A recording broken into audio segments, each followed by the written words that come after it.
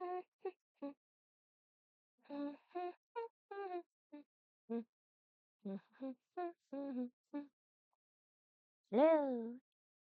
Hello, hello, hello.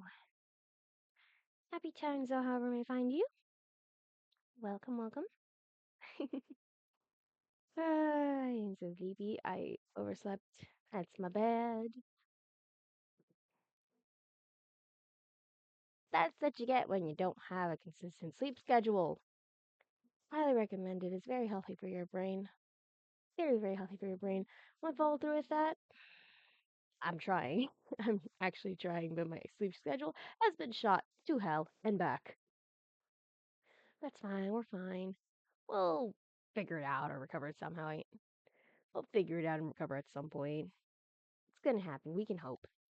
Anyways, hello, hello.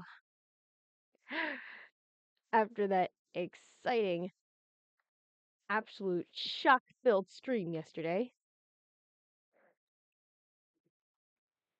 I'm looking forward to playing something nice and calm. I'm looking forward to playing Genshin Impact again. We did play a little event last time, but like genuinely playing something story based in Genshin Impact. Be nice.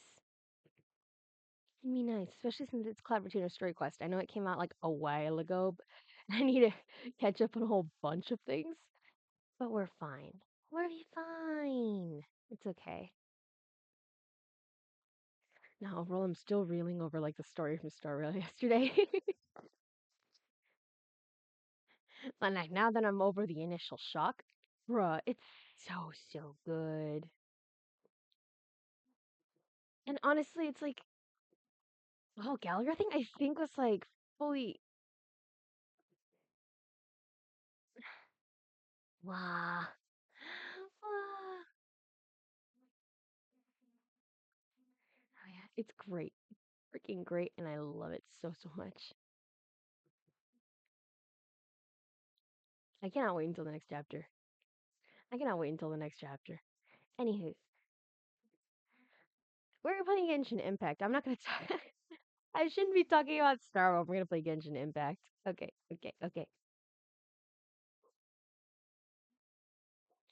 We'll ramble on about the story tomorrow when I play story Silver Wolf Story Quest. So for now, Lee, what are you doing here? Do you want to come fish blasting with me? I'll get grounded for a whole day, but it's way worth it because the fish taste so good. All right, I was collecting friendship points for them. I'm farming friendships. You. Ready when you are. Thank you. You. Hopefully, this won't take long. You. What's our objective? And you. What is the situation? This is my favorite team comp for right now. They're so fun. Okay, nope, that's the wrong one. Story quests. You. This is who we're here for. This is what it's all about. Bird Mom. I loved her so much in the Lantern Rite Festival. Like it's like so cool just like meeting her at first, and she's like one of the she's like terrifying freaking Adeptus. And then you get to know her, and she's a foodie. She had a rivalry with her best friend who could not take who not take a lot of things seriously. Just a silly girl. She's old. She has children. She gives her children matching outfits for festivals. She has old men roommates that she's fed up with and decides to become human for. If I were an Adeptus and if I had to live with like two gay ass old men roommates, I too would want to be human, not just out of like curiosity to get away from them. And yet the fact they followed her into like Lake Harbor is just absolute fantastic. I love this too. I love Adepti in general. I'm gonna look back and watch some like Quest for the Adepti because We've been to so many places lately. What do you say we take a day off from adventuring and just find somewhere nice to relax? Paimon, that scared me. Let Paimon think. Where are some nice places we could go? Oh, why don't we pay Cloud Retainer a visit at Mount Outsong? It's been a while since we last saw that illuminated bird. She's always the one popping up out of nowhere and scaring us half to death. So let's surprise her this time. Paimon, that kind of impertinence is what gets you smote. Smited? I don't know what the word is. Oh well. Oh well. Oh, the way. Oh my god. Oh wait, there's a What's lake. the I remember hurry? now. Blah.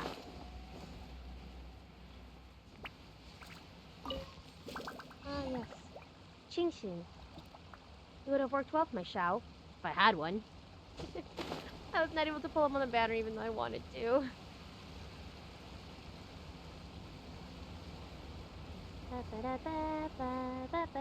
Oh god, cutscene. Here we are, right outside her place.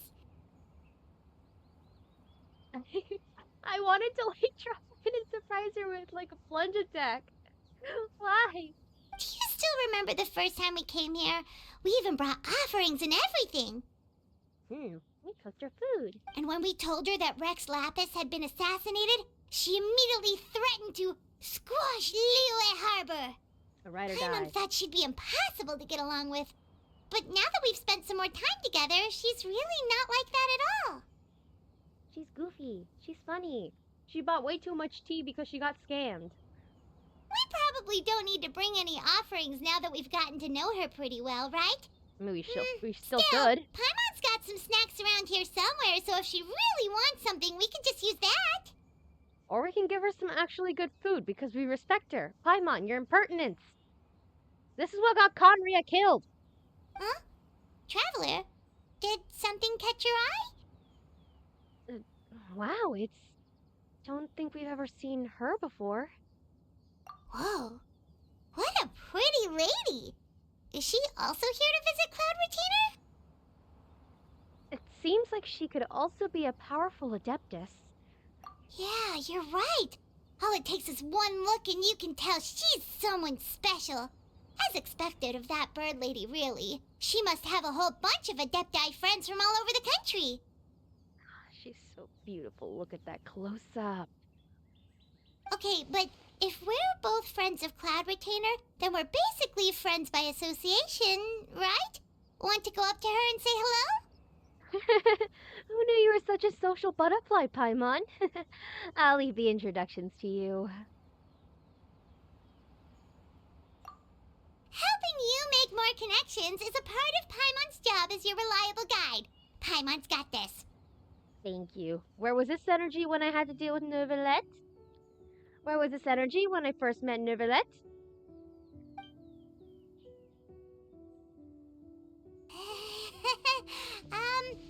Hello. I could hear the Elmo in her voice.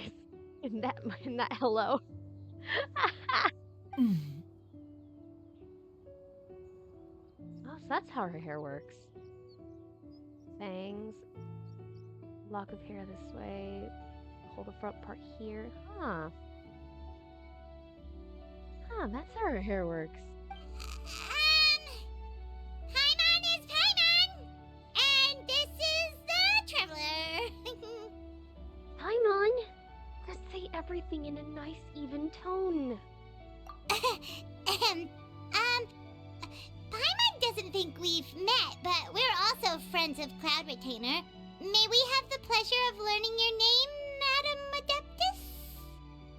You two... What is this tomfoolery? Has this shift in form so clouded your eyes that you no longer recognize one anymore? Wait, Oh! you're... Cloud Retainer? Huh? You're the illuminated bird? But you look... human! How did that happen? Oh, donning human form is scarcely any test of one's abilities. As for your confusion, one merely had no reason to indulge such inclinations before. So, you're indulging now because? Well, one has made plans to pay a visit to some disciples at Liyue Harbor. Taking on a human form for such a trip is simply a way to make matters less conspicuous. You? Worrying about keeping a low profile? You're the one who likes to pop up out of nowhere all over the place. In fact, Paimon can think of several examples. Like last year, when you suddenly appeared on the top of a roof without any warning. Or... Paimon, where's all this respect now that you... All the respect you gave her before was good. Where is it? Why? Why are you so mean? Ahem.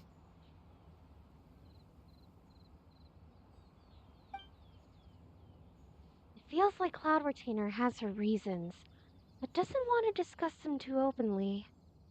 I almost forgot. Paimon brought you some gifts.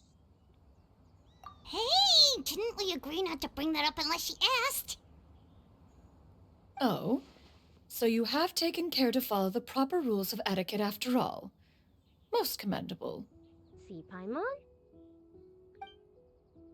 Cloud Retainer tries, but fails to look indifferent as Paimon begrudgingly hands over her snacks. Well, this is all Paimon's got. You don't mind, right? One has never found oneself lacking in basic comforts. On the contrary, it is the gesture that one values above all else. So long as you've shown proper respect and consideration, the quantity or quality of the gift is but a trivial matter. Very nice. See, Paimon, you can learn a thing or two. That kinda makes Paimon feel a little guilty for trying to keep them for herself. Anyway, where were we before you reminded Paimon about the gifts? Well, Cloud Retainer said she's going to visit some of her disciples. Ah, right. So by disciples, you must mean Ganyu and Shenhe. It's also been a while since we last saw them. Maybe we can come too. I missed the Genshin soundtrack. Look at that. The music about Mount Aosang. So beautiful, so peaceful. I to properly enjoy it, not just like cruise through an event or anything. It's so nice. I say that and then the music immediately disappears.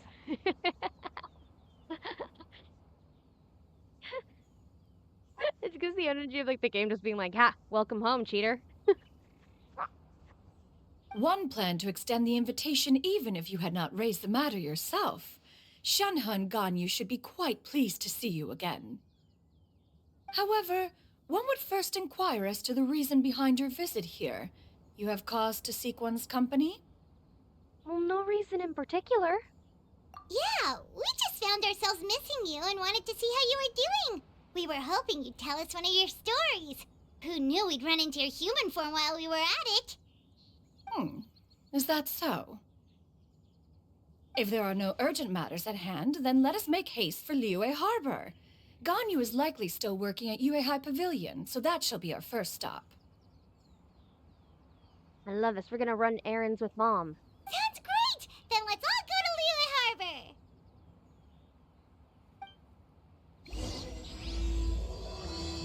Miss Serena, Act 1. Ganyu has been quite busy with work as of late. One can count on one talon the number of times she returns to Mount Aosang each year. She has like 3. Shenhe has also secured employment recently. In her correspondence with me, she wrote that she shall have no need to return for the foreseeable future. Huh. Dang. Did they think one was so easily mollified? One shall investigate everything with one's own eyes and decide for oneself if their living conditions are satisfactory. She's such a mom!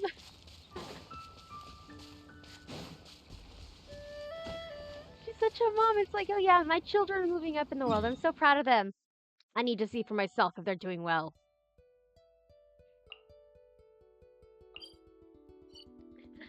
I love this. I love her so much.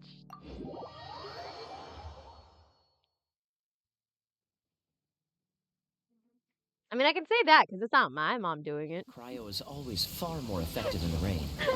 This is I going to feel get I feel interesting. for why am I suddenly crowned? I feel for Ganyu and Shenhe. I can't imagine how mortified Ganyu's gonna be though once we roll up with Cloud Retainer. If you roll up and Cloud Retainer is like, one's here to verify your your state of employment and state of affairs. And Ganyu's just like, Mom! Stop! Not in front of my boss! Oh, Kaya probably died. We're almost at Way High Pavilion. Hey, do you think Ganyu will be shocked to see Cloud Retainer like this? Probably. Guess we have no idea if Shenhe and Ganyu have ever seen her in this form before. Wait, where did she go? Damn, that woman moves fast! She's back there. Why are you just standing there, Cloud Retainer? Oh, good. I thought she, like, sped all the way over to where Ganyu was. Like, move it, kids. My child is here. No, she's hanging back. What happened? Quietly now. One shall stay here. You two can go and meet with her. Huh? But why? Isn't it better if we all go together? Mm-hmm. If one were to proudly proclaim one's presence, Ganyu would surely profess herself otherwise unoccupied and drop everything to attend to one's visit. One fears that would only result in her staying up all night to make up for lost time. Aww. You know what? To let out the joke I did earlier, Cloud Retainer's a lot more considerate. Cloud Retainer's so considerate of Ganyu. That's so sweet. One does not wish to trouble her. Conversing vicariously via you two shall suffice. Do remember to inquire as to her recent well-being. Again, do not mention one's presence here. Yes, mother. Fair enough, makes sense. Alright then, we'll just pass on your regards and... Cloud Retainer? Ah! We have been spotted! Ugh. Oh, busted. So fast, too. Is that lady someone you know, Ms. Ganyu? She is indeed. I'm sorry, Huixin, but could we delay the upcoming meeting for a little bit? I believe my schedule today is quite full. Although, perhaps I could move some work to later in the evening. Oh no! Oh, not to worry, Ms. Ganyu. I'll make the necessary arrangements right away. Thank you, Huixin.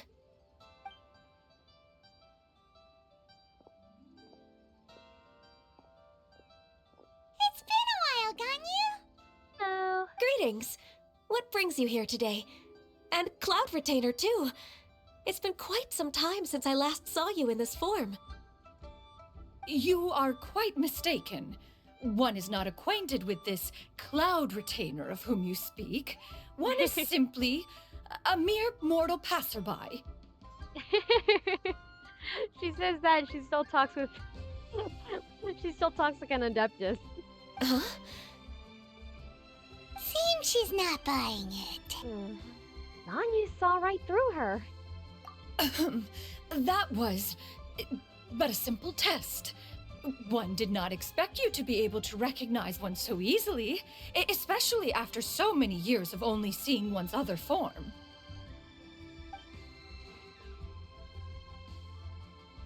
Ganyu looks totally bewildered. She's thinking, why wouldn't I recognize you? I used to see you every day. How bad do you think my memory is? But recognizing you is, my responsibility as your disciple. An apt observation. One was simply passing by while attending to some important business. One thought it would only be fitting to pay you a visit while in the area. Wait, Paimon wasn't aware of any important... Come on. Cloud Retainer's right! We've still got something super important to do, so we can't stay here for too long today. Oh, is that so? But it's been so long since we last saw each other. One simply desired to see you and had no intention of interrupting your work. A quick conversation should suffice for today. A more involved reunion should wait until you find yourself less occupied. I understand. That should be fine. While one acknowledges the amount of work that you have to deal with every day, one must also remind you to rest. Though Adepti blood flows through your veins, excessive exhaustion will still cause grave harm to your body. It still makes one nostalgic to see you as you are now, respected and independent. When you were young, you oft begged one to cuddle you to sleep when you suffered from nightmares. Cloud Retainer! Stop! She's doing the mom thing where she just tells embarrassing stories. I'm sorry, Ganyu, but I want to hear more. I want to hear more. If you insist. Dang We it! are running short on time regardless, so one will refrain from going into each and every story.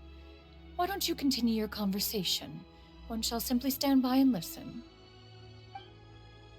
You discussed some of your recent adventures with Ganyu. Like the Wow, fact you got arrested in You've been to Fontaine. so many new places since the last time we spoke. If you ever need anything, please just come find me at Yuandai Pavilion. Uh-huh. Also, forgive me for my presumptuousness, Cloud Retainer, but if you plan to continue appearing in this form, don't you think it'd be helpful to adopt a human name? A human name? Huh. You raise a valid point. Considering the sheer extent of one's renown, Cloud Retainer is surely too recognizable as a name. You think? You really think so? Not that you're not famous or anything, but that famous? You presume to know the extent of one's illustrious achievements. One would hardly think such a thing to be possible. Nevertheless, Ganyu's advice cannot be ignored. From this point on, when in public occasions, be sure to refer to one as Shenyun. Canyon? Jinyun. Okay. Ah, I assume that's a reference to the full record of Pristine Pavilion. Hmm? An adeptus of years past would rise with the clouds and rest with the moon. They were enlightened and wise, free and unfettered. The writer referenced Master's name to describe her carefree and spontaneous nature. Oh, that sounds super cool! Paimon feels like only the most powerful of Adepti could rise with the clouds and rest with the moon. Actually, those lines were originally written to describe Cloud Retainer herself. Thus, they're very fitting indeed then. Huh? Wait, so you're really that powerful? Paimon! And what of it? Did you truly take one to be nothing more than a bird of bigger than average size? Not exactly. Paimon looked away in embarrassment. That's totally what Paimon had in mind. To be fair, Cloud Retainer rarely speaks of her past accomplishments. The tales of her past can only be found in ancient texts. With how proud and lofty she acts, that's honestly a surprise. But at the same time, I do respect that. I do respect that a lot.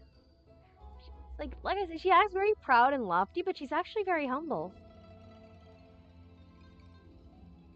I love that. It's a nice subversion. It is said that once, a long, long time ago, there was a severe drought in Liyue. Left with no choice, many people left their homes, while others spent day and night praying to the Adepti. Although I did not live through such tragedy, simply reading about it is enough to gain a visceral understanding of all the pain and desperation during that time. On top of the drought, a noxious gas also began to spread through the land. If not for Cloud Retainer's efforts, much of Liyue would be nothing more than a barren wasteland today. Noxious gas? Wait, what caused that? Was it some remains from gods that were slain around Liyue? Was it like some monster like Osail or Intriguing. The books had this to say about what happened. Huh? Upon arrival, the Adeptus borrowed the wind to retain the clouds. Immediately, the clouds gathered together, and abundant rain burst forth from the heavens. Drought and plague were both driven away, and the people were saved. Wow. That's incredible! Amazing. Mortal records add embellishments to dramatize past events. One did merely what one ought, and even if one had not interceded, the other Adepti would surely have stepped in to help. I mean, Madam Ping, I can easily believe it. Rex Lapis, too. I'm not sure what Xiao would have done, but... Even so, you stopped an entire drought! Can you really control the weather like the book said? Oh, Paimon suddenly has a lot more respect for you. So it was Paimon's bad for calling you Illuminated Bird before. You're not too mad, are you? Oh, Paimon. Oh, Paimon. How laughable. A name is but a simple label we carry with us on our journey through the world. Why would one be offended by such a trivial matter? That's a relief. In that case, Paimon will continue to call you whatever feels right in the moment. Paimon! Your impertinence! Well, that is quite enough ancient history for now. Ganyu, have you had word from Shenhe? One has heard that she procured a job recently. Have you any thoughts on her workplace? And what, pray tell, of her monthly remuneration? While I'm here, your sister. Where is her job and how much does she earn? Moreover, does she find herself overly inundated with work? Is she allowed time off during Lantern Rite? That is a lot of questions. But she is a mother, so they're understandable. Especially considering Shenhe. It's very good that she managed to get a job for herself. There is no cause for concern, Cloud Retainer. I introduced Shenhe to her employer personally. Aww. Such a responsible big sis. Wanmin Restaurant's business has been booming recently. So, with Chef Mao being swamped with customers, and Xiangling still off and out in search of new recipes, I introduced Shenhe to staff the restaurant. I see. Most excellent indeed. One has had the pleasure of being introduced to that family.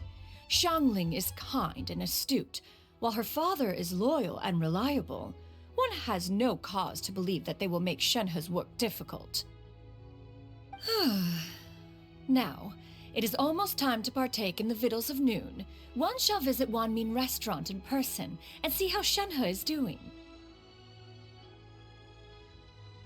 What is victuals of noon? Or, what is that?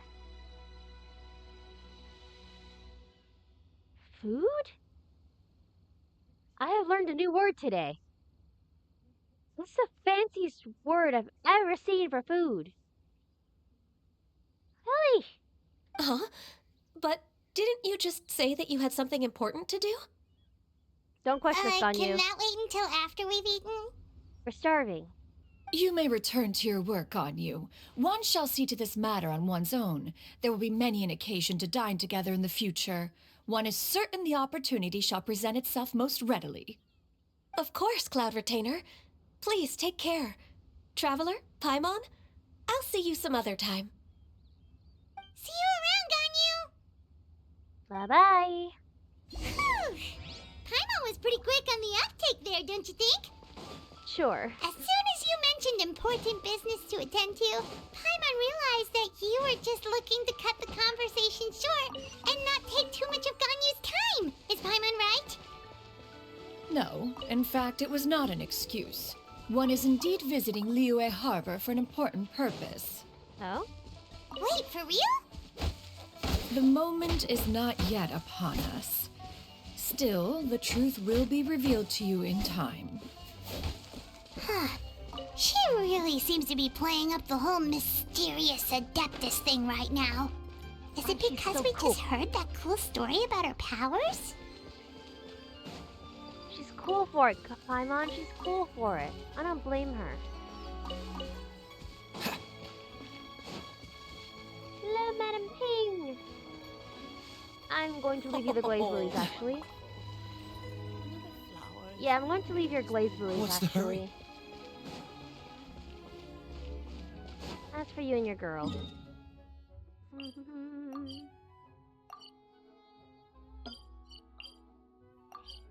Did I accidentally stop navigation? Hi. I did. My bad. Go to Wanmin restaurant to see Shenhe. There she is! My girl! You get what I'm saying, right? Huh? Yeah, how can I not? Not even fine food is enough to distract from the presence of a fine lady, huh? Oh no. Oh, I'm far more interested in getting her details than ordering any dishes. Hey, Oh, how about no. you ask her? Oh no, this is not gonna turn out well. You do it. No. I think you should. Wait, she's coming. Huh? Oh boy. What can I get for you today? Greetings, miss. I was just wondering if you'd be willing to... What would you like to order?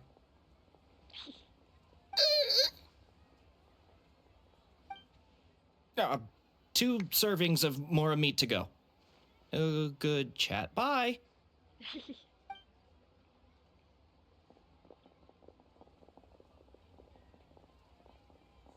Shenhe!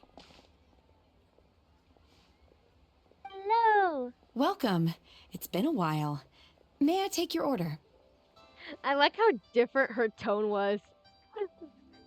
You compare the tone she used with the dudes who try to get her info or try to strike up a conversation with her, and you compare her tone with ours. It's just she switched it up so fast. Don't welcome us as guests and greet us as old friends in the same line. It's weird. It's been a while, Shenhe. Mm-hmm. Oh, and this is? This is Miss Xinyun. Master? Huh? One does not recall ever revealing this form to you before. How were you able to ascertain one's true identity with such ease?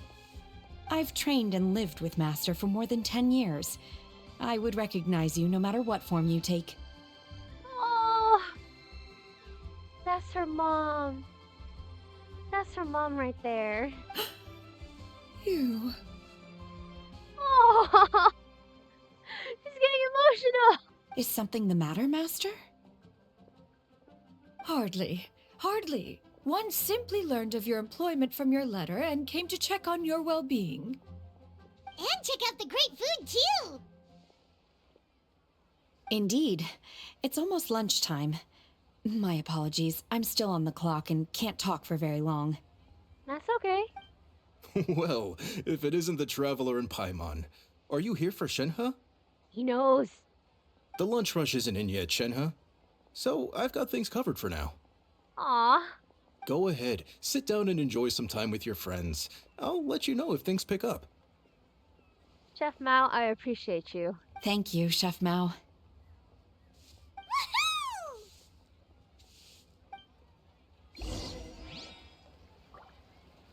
Idle chatter. Where we sit? Ah.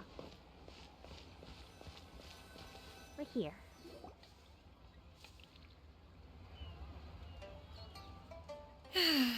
It is just as one expected. The owner of Wanmin Restaurant is indeed a most reasonable and accommodating human. Still, the work here entails dealing with quite a varied group of people. Has this been difficult for you, Shenhe? It's been manageable so far.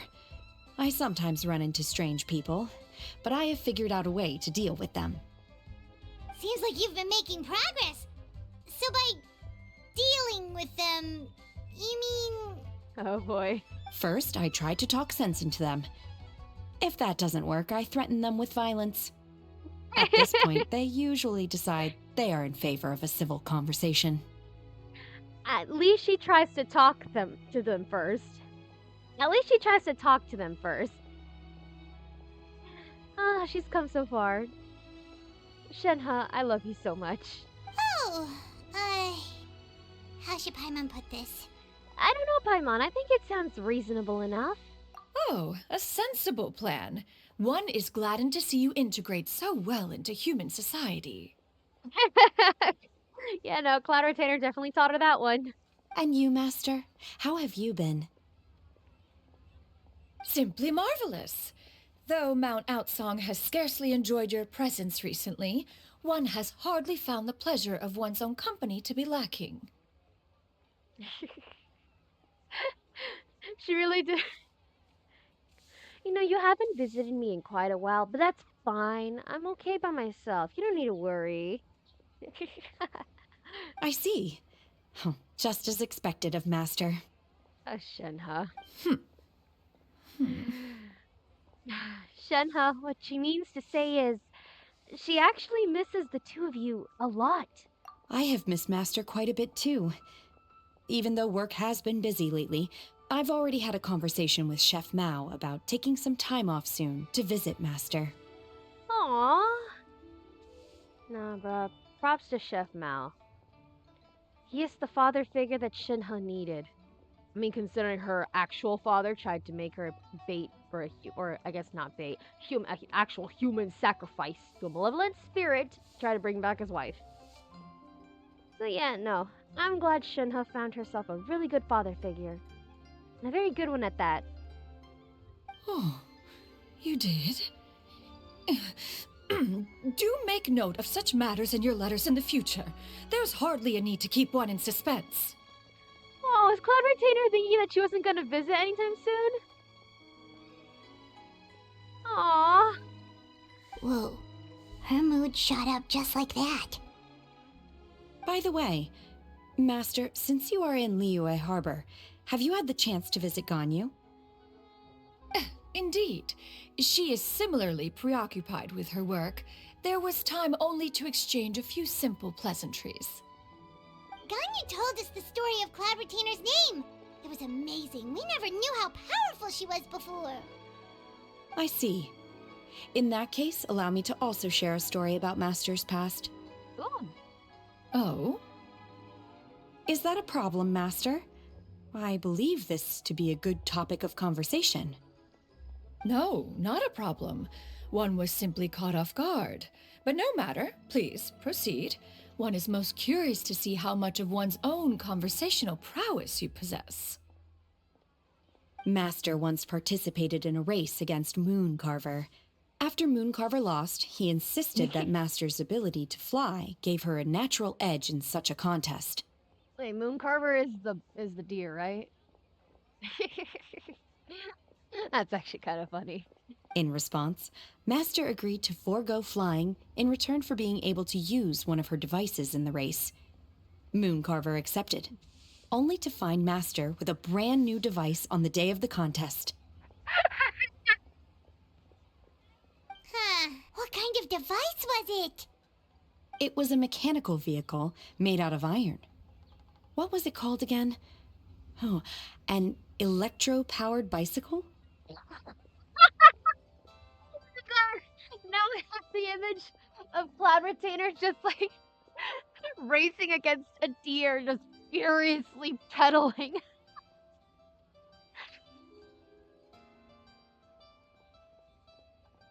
Oh god, the image I put in my brain.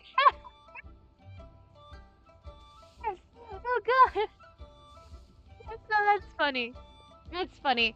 A tale like this can make you see like exactly why she was so close to Guizhong. You can see exactly why she was so close to Guizhong. They're both clowns. Just Cloud Retainer hides it better. Oh, you refer to the bicyclical Thunder Flashmobile. The One what? spent 49 days conceptualizing and crafting it. It need only be infused with adeptal energy, and it can cover thousands of miles in one day. Oh, it boggles the mind why Mooncarver ever supposed he might best me in a contest of locomotion. Though he sprinted with all his might, he could barely keep up. The poor man. Adeptus. Whatever. Regardless. Oh god. He must have been so in over his head. Alas, the one flaw of my mechanism lay in its weakness against mountainous terrain. One was thwarted mere seconds from victory, when it was thrown off course and failed to make it across the final stretch. Truly a most unfortunate turn of events. Anyway, do go on, Shenhe. The fact that she says that she's still lost means that Mooncarver must have been hauling ass. Holy hell. How fast can this dude go? How fast can this dude go? Master, that was the end of that story. Is that so? With you gone, one has seldom felt the desire to call upon those old fossils for another contest. What is a race without spectators, after all? Wait, what does Mountain Shaper have to do with it? Your beef was with Mooncarver. Why are you dragging Mountain Shaper in this too? Have you been lonely, Master? Lonely? Huh. At one's age, entire human generations come and go in the blink of an eye. Even one's own self-directed musings can span several days and nights. Wait, that's another point I'm thinking of. She said that she doesn't like challenging Mooncarver and Mountain Shaper to things because there's no spectators. There is one. She could just challenge one at a time and then the other one gets to witness it. Ah, no, she probably wants outside parties to admire her, like her family. Or she wants to show off specifically for her family. Aww. 'Tis a most foreign sentiment. The mere mention of it is preposterous. She does get awfully lonely. We should get Madame Ping too, is it Mount Atsung? Mm-hmm. What is the reason for that look upon your face? Oh god, she found us out. It's nothing. It's just... Well, Paimon gained a lot of respect for you after listening to that story of you summoning the rain and everything. But all it took was a few words out of your mouth and it's like you're back to being that illuminated bird again. Paimon, stop! Stop, you're impertinent. Stop! Paimon's just a little bit confused. Which one of the two is the real Cloud Retainer? Well, simple, Paimon, both of them are.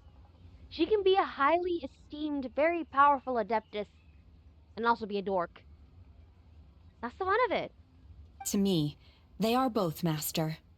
One is the Master that's widely revered by the people, while the other is the Master that I respect and adore. Aw, Shenhe. Huh.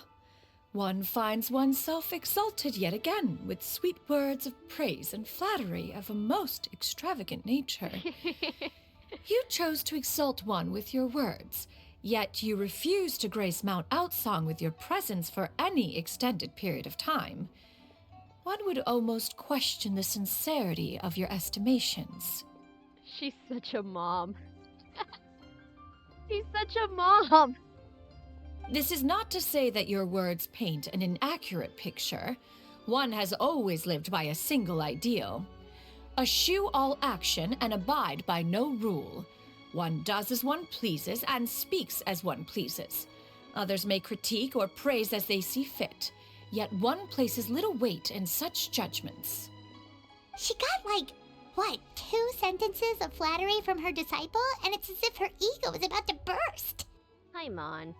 I mean, you're not wrong, but Paimon. Do you have any empty tables? Oh!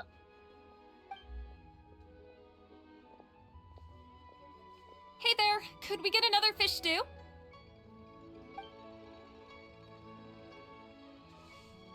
I'm hearing more guests come in. I should get back to work. Alright, good luck with the lunchtime rush, Shenhe. Good luck, you're gonna need it. Mm-hmm. I'll try my best.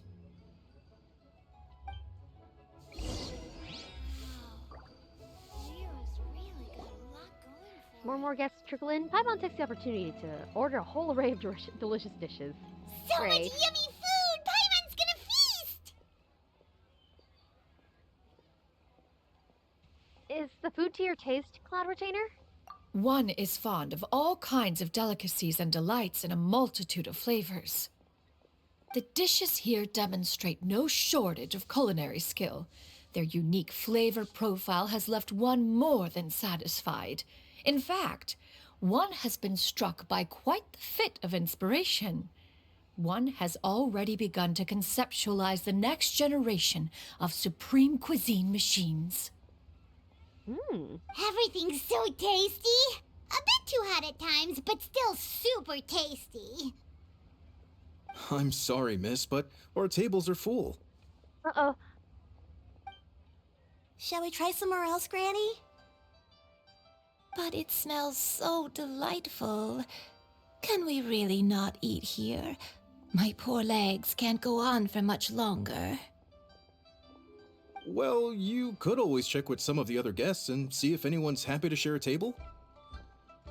Okay, I'll ask around.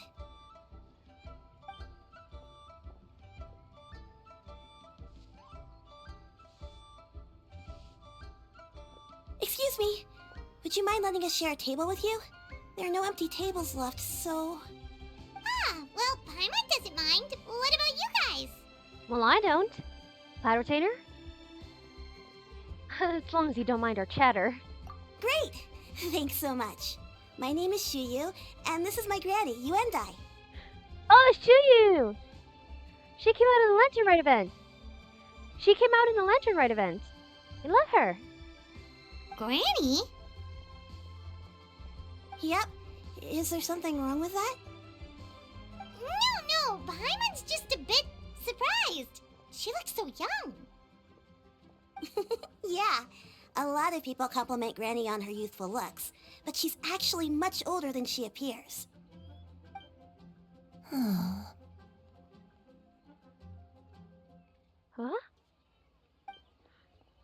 Granny, why don't you take a seat? Come on, it's not polite to stare. Huh. Have we met before? Oh? No. 'Tis a fated meeting, then. Please, take a seat. What would you like to eat, Granny? I can order for you. I want braised earthworms. They always pop up out of the ground after a rainstorm. No, not this again. Granny, there's no braised earthworms on the menu. Braised earthworms? Well, that sounds weird. Do people actually eat that? Well, it can't hurt to ask. Right, that's what Paimon was thinking too. Need any help? Help? Oh, do you mean with Granny? Thanks, that's nice of you to offer. Granny has pretty bad dementia, so her memory's getting worse all the time. She's always saying things that sound kinda confusing. Actually, her memory's been bad ever since I was little. But it's gotten so bad lately that I even have to remind her who I am every morning. What about your parents? They died young. Oh. It's just me and Granny now.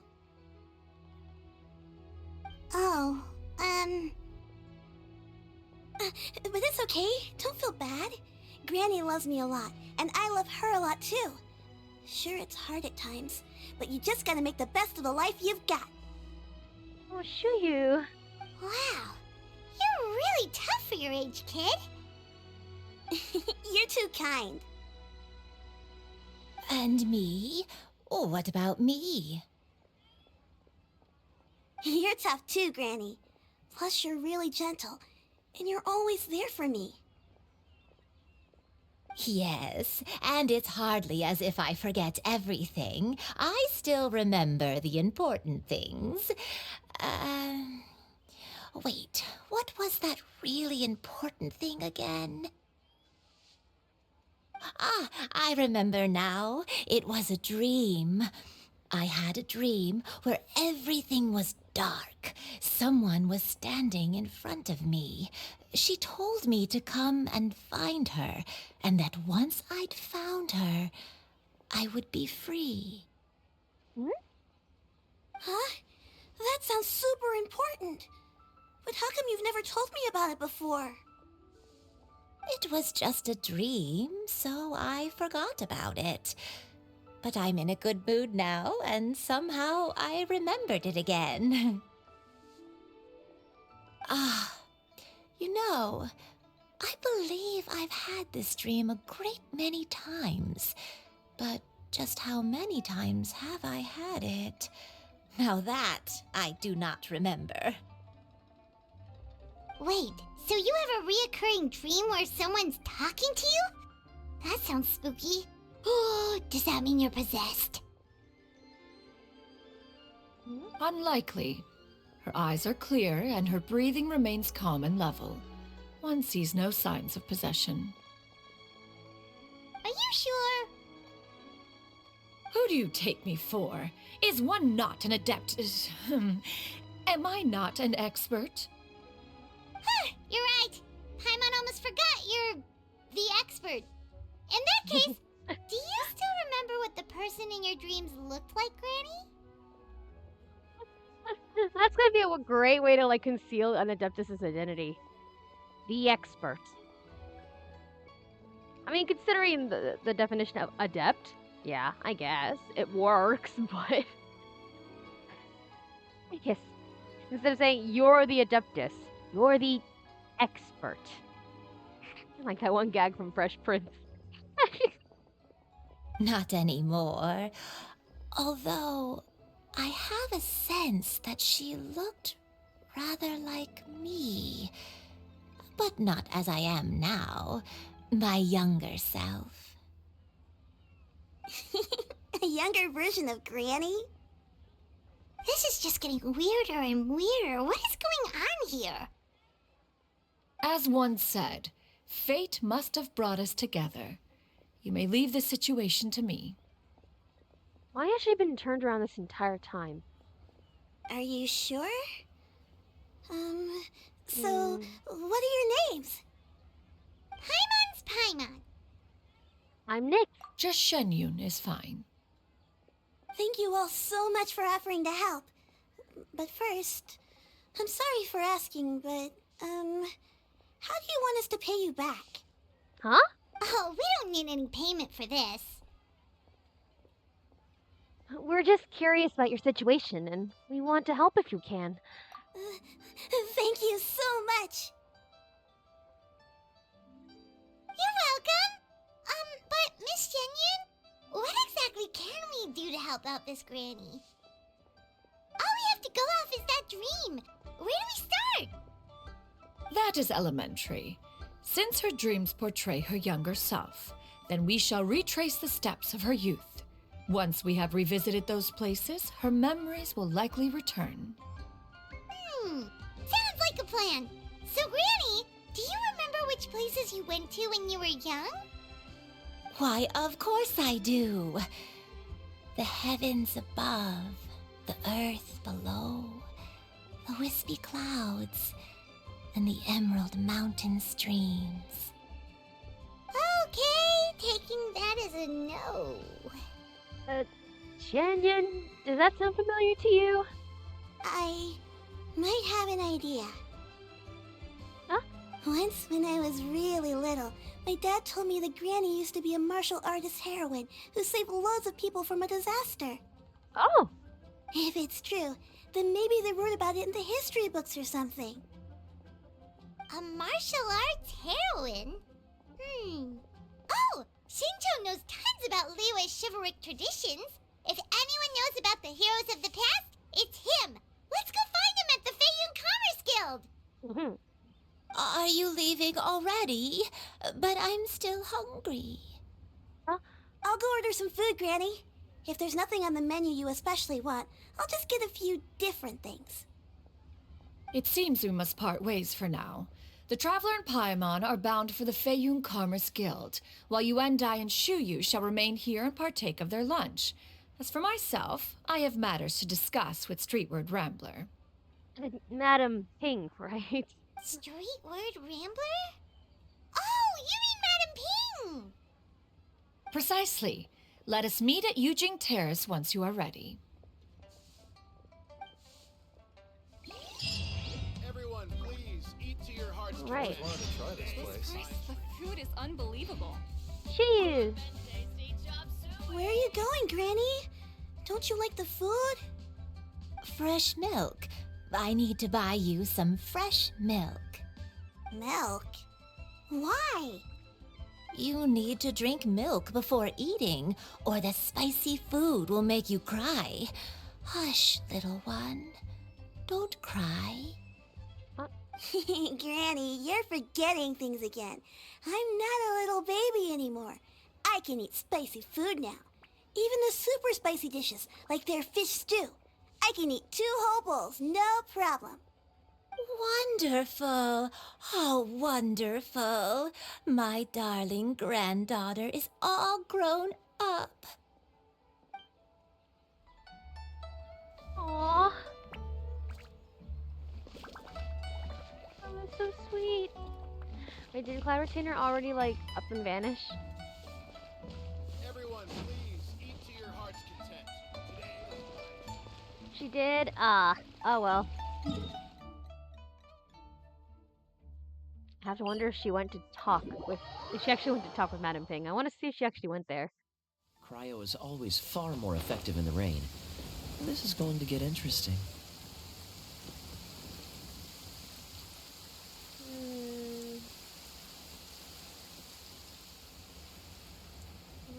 I guess I don't see street word ramble around here.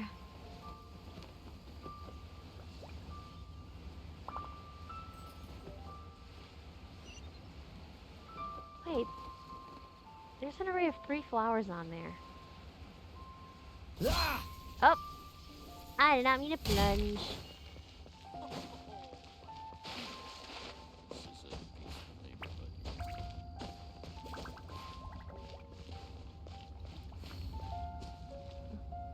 Two glazed lilies and a disc. Spin crystal. I still don't know what the spin crystals are for.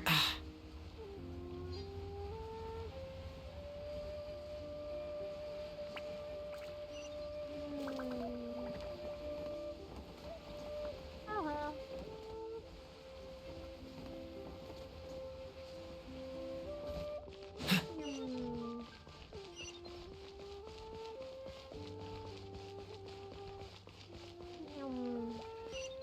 What's the hurry? Xingqiu!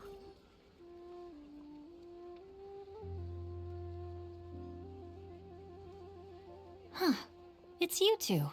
What brings you here?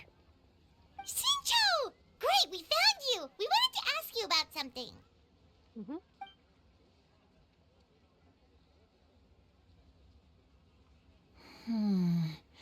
That's not a whole lot of information to go off of. I don't know if I can say for sure. That's fine.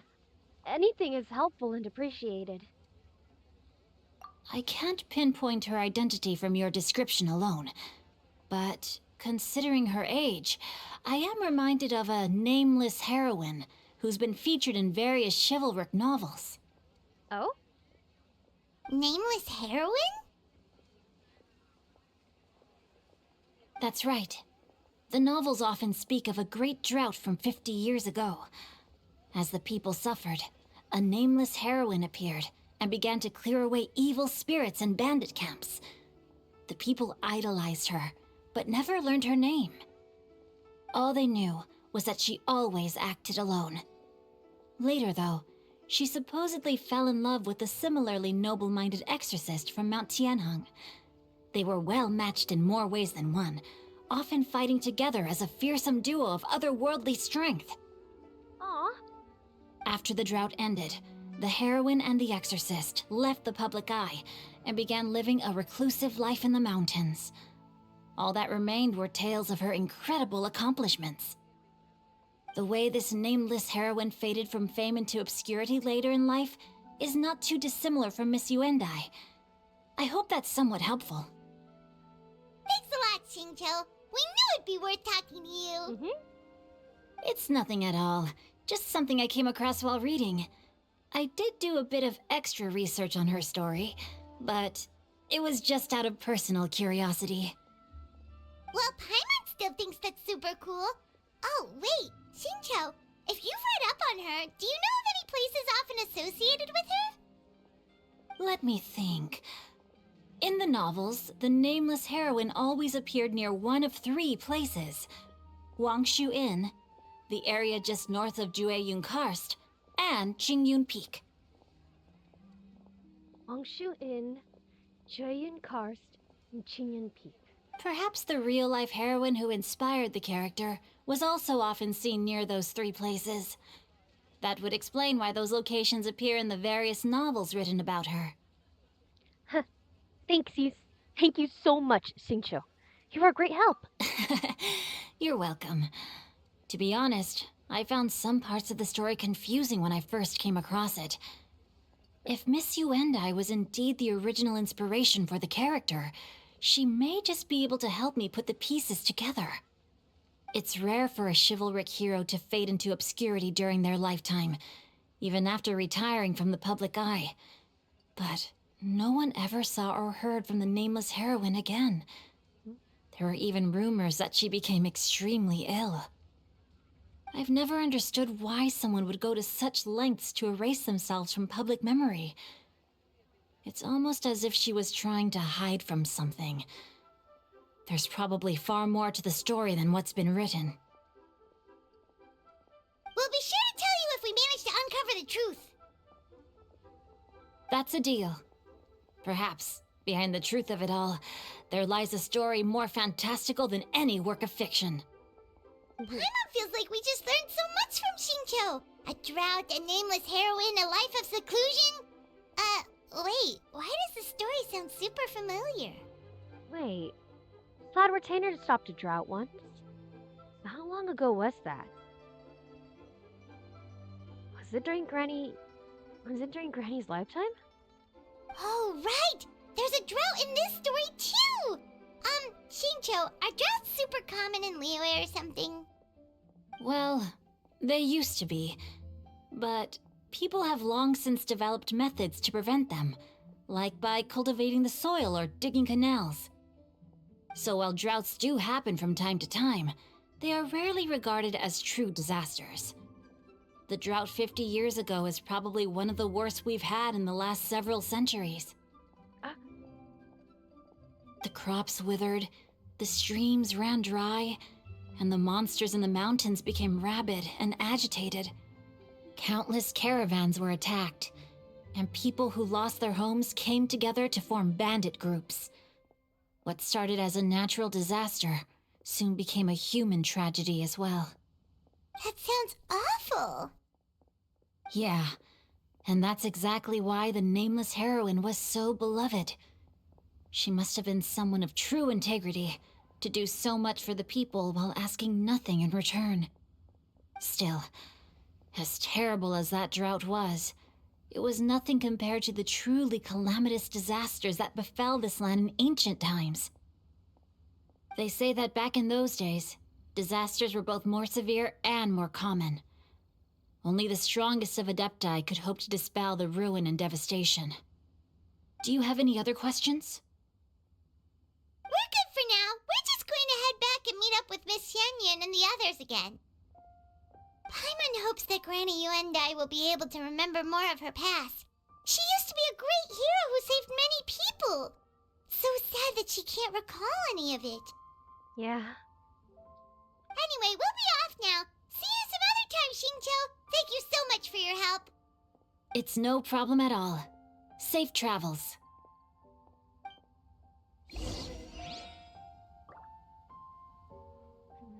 Meet up with the others with Madame Ping's cat. Any parting words? Time erases everything. Even the greatest of heroes will have their legacy reduced to the small fraction of their deeds that were committed to paper.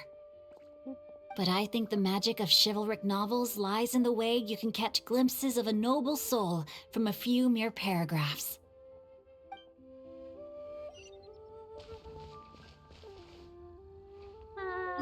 How far were we? Oh. Could I walk? Yeah, but I also like gliding. Much better.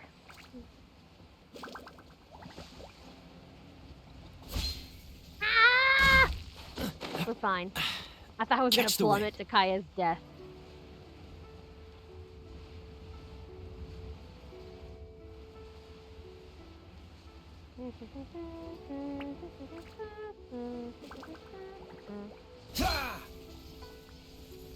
Boom.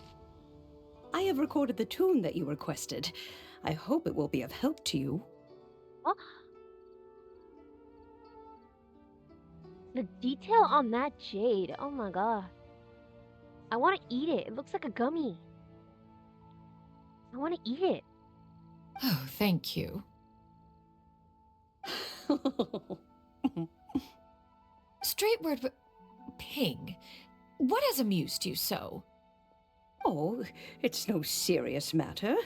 I was just reminiscing about the last time I saw you in this form. Time has wrought such change in this world, and yet you appear just the same as ever. Time has little bearing on one's existence, nor has one keenly felt its effects whilst dwelling at Mount Outsong. Nevertheless, Ping, one would like to seek your counsel on a personal matter. Oh, why so formal all of a sudden? I must say, you're making me a little nervous. What is it? Well, the inquiry is as such. Approximately how much more would one need to afford a comfortable life in the harbor, not unlike the one that you yourself lead? It does not require as much as you may think. Still, do you mean that... Clam retainer, Madam Ping! What are you two talking about? Ah, dang, we interrupted them. Nothing save for some trivial matters. Have you unearthed any useful details? Shinto has a theory, but let's save it for when Shuyu and Miss Yuandai have joined up with us again. All right, let's go. Do not be troubled, young lady. Here, have some tea. Thank you so much. What do you think, Shuyu? Does it match up with what you know of your granny? According to the story, the nameless heroine eventually fell in love with an exorcist from Mount Tianheng. Maybe that's my grandpa. Do you know your grandpa, or...? I don't have many memories of him, but there was this one time I found a box in our attic full of a bunch of weird sigils. Well, seems like the stories were on the right track. We should probably pay a visit to the 3 places mentioned in the books. I think so too. Granny might remember something once she's returned to a familiar place. What marvelous tea. I can taste the dew's sweetness in this cup. It's as if I was taking a stroll in the mountains, thoroughly one with nature and at peace. Is that so? Then please drink as much as you like. There's no need to hurry. At our age, it's always nice to slow down and take the time to appreciate pleasant conversation among friends. Thank you. Well then, let's rest here for a little while. Okay, since we have the time, can I ask you something? Sure thing. What would you like to know? I have a secret I want to tell you. Let's go talk over there. Sure.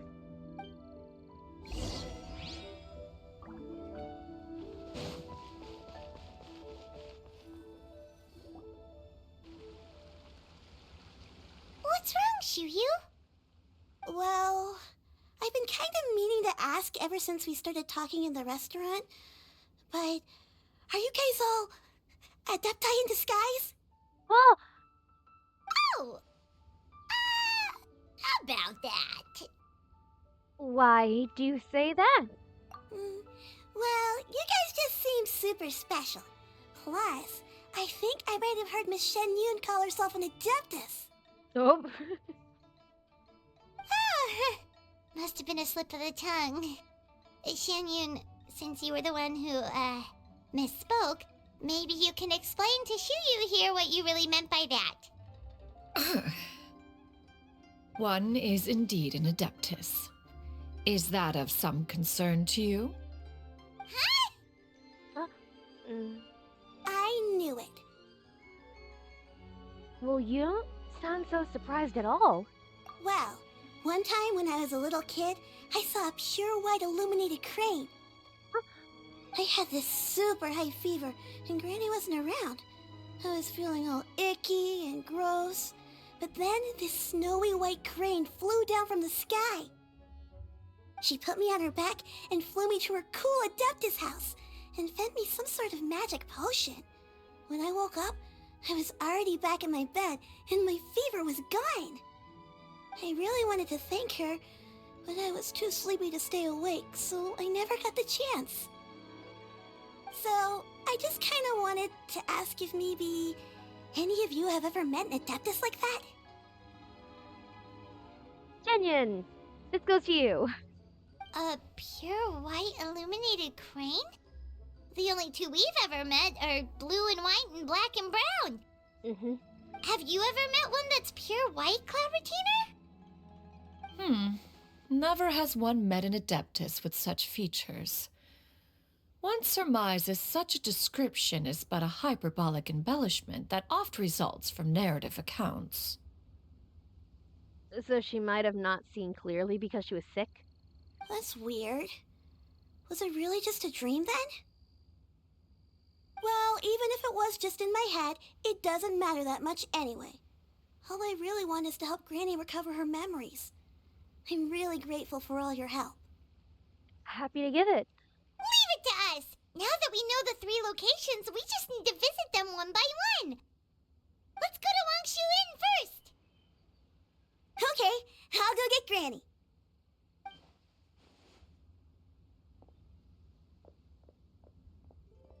Off she goes.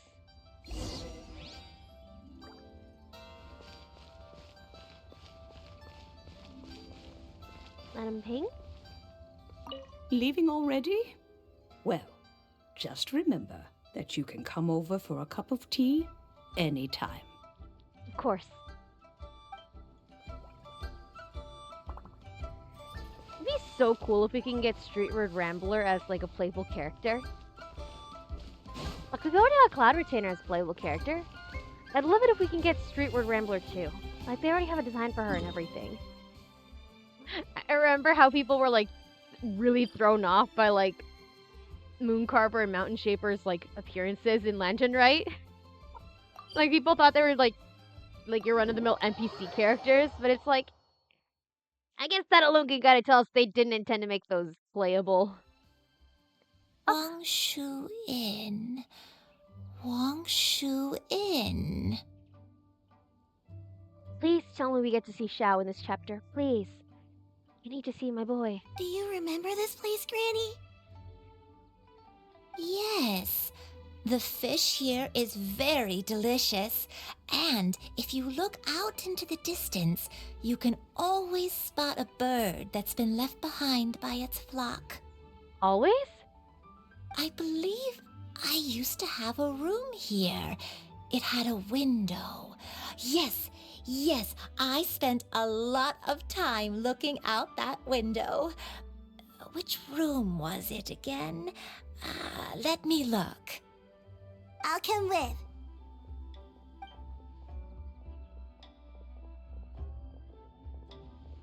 Hyman's still having some trouble understanding what she's talking about, but if she's so familiar with this place, that must mean she lived here, right? Wait, huh?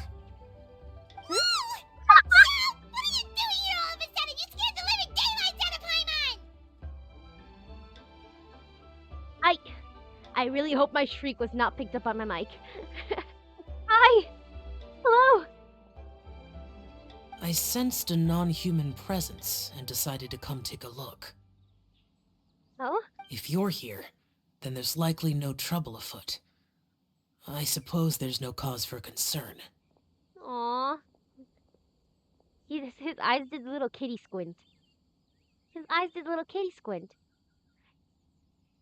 For an Adeptus whose alternate form is also a bird. That's so cute. That is so cute. I love him so much. Look at that adorable little face. It's been a while, Cloud Retainer. Huh?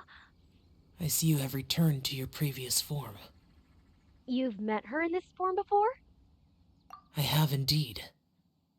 I fought alongside her in this form on many occasions during the Archon War. Oh, wow! What was she like during the war?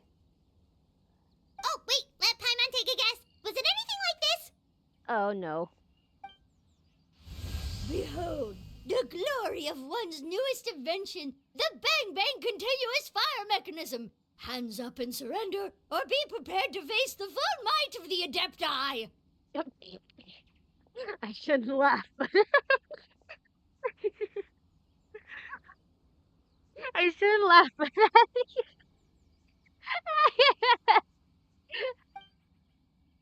An impressive imitation. even Shaw agrees. What?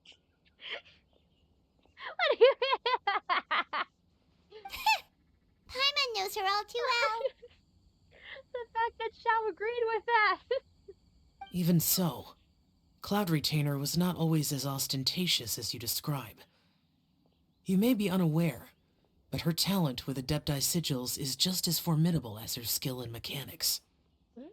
The Archon War reached its peak after Guizhong's death. The Cloud Retainer who fought beside me in those devastating battles was taciturn and solemn, only speaking when she had to activate her sigils. A Cloud Retainer who barely talks? Paimon can't picture it. But what happened after that? If you were so powerful in your human form, why did you decide to take up your bird form again? Once one had bid farewell to the world of mortals, what use would one still have for such a shape? When dwelling between mountain and forest, away from the struggles and troubles of the mortal world, a mortal form is hardly the most fitting of choices. But weren't both Ganyu and Shenhe raised in their mortal form? I mean, Shenhe obviously, but Ganyu was also raised in her mortal form, right? Does she have a? Does she canonically have a little goat form? After the war, Cloud Retainer retired to Mount Outsong, only revealing herself to the occasional visitor, and always in her avian form. Although I do believe there was an occasion some 30-odd years ago when she decided to don her human form. I believe it was for the purpose of... One believes there is little need to relive bygone matters. Huh? Granny, are you okay? Back then, at this place, Perhaps this conversation should end here. I shall take my leave now. Already? Shao! I mean, I get it. He can't be around mortals because of the karmic debt, but still... Shao! Should you encounter any trouble, you need only call my name. Naturally. However, given that you are traveling with Cloud Retainer, I trust you are in good hands. But, Hi. Everyone! I think Granny is finally beginning to remember her past. Slowly now, calm your mind and recount what has been recalled. A long time ago, I stayed here to recuperate from my illness. Illness? Huh. So what Shinto said was true! You did fall ill! Was that why you went into hiding? I don't remember. I'm very sorry, but I can't even remember the name of my illness. The only thing I can remember is that it took a great toll on me, and there was no cure for it.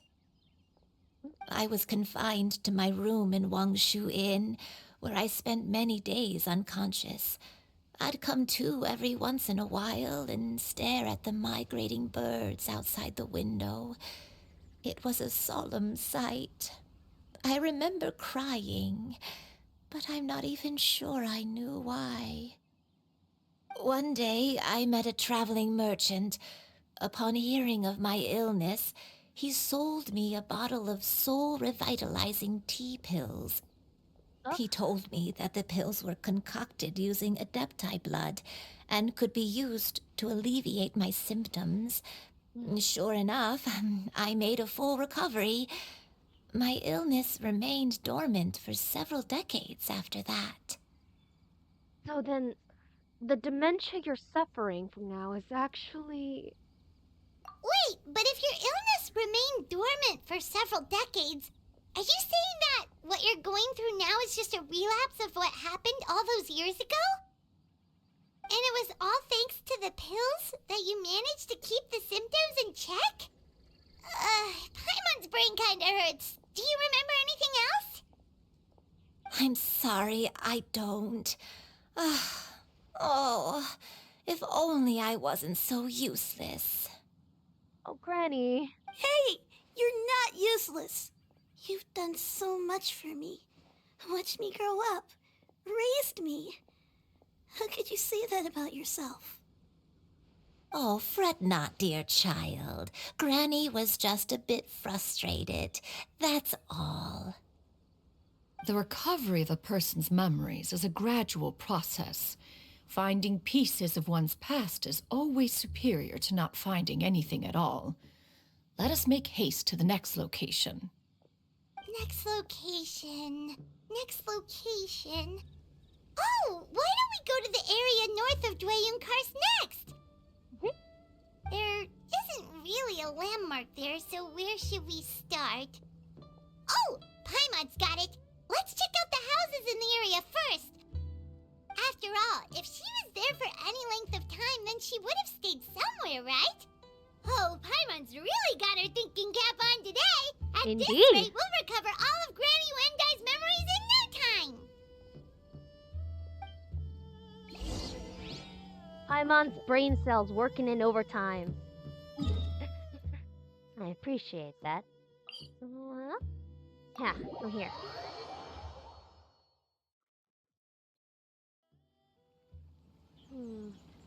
That thing. Look for clues in northern drain cart. Okay.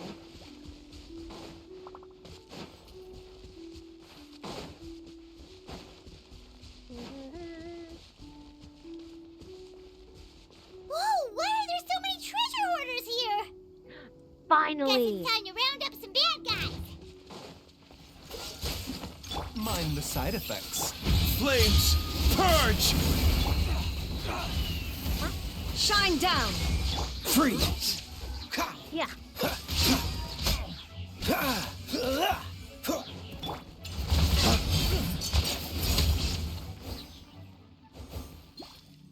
Easy. Do you remember anything about this place, Granny Yuandai? Let me think. I feel like I've been here before. But I don't think I stayed here too long. I might have just rested here briefly before continuing on my way. Got it. That's okay. There are still plenty of other places we can check. Wait a second. If I remember correctly, I believe I brought... Ah, yes, I brought some sweet snacks with me. Go on, take some. You need to eat a lot if you want to grow big and strong. Oh, thank you. Then Paimon will help herself. There is no escape!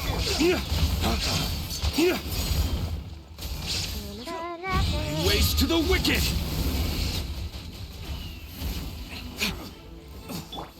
Cool it! I forgot how fun this was. What's the hurry? You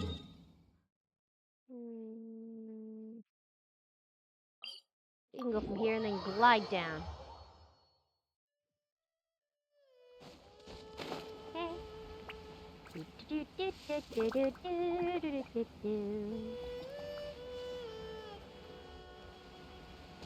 Why were there treasure hoarders there, actually? Were they looking for something? Were they using that place as a hideout? especially since it was an abandoned place. Especially since it was an abandoned place.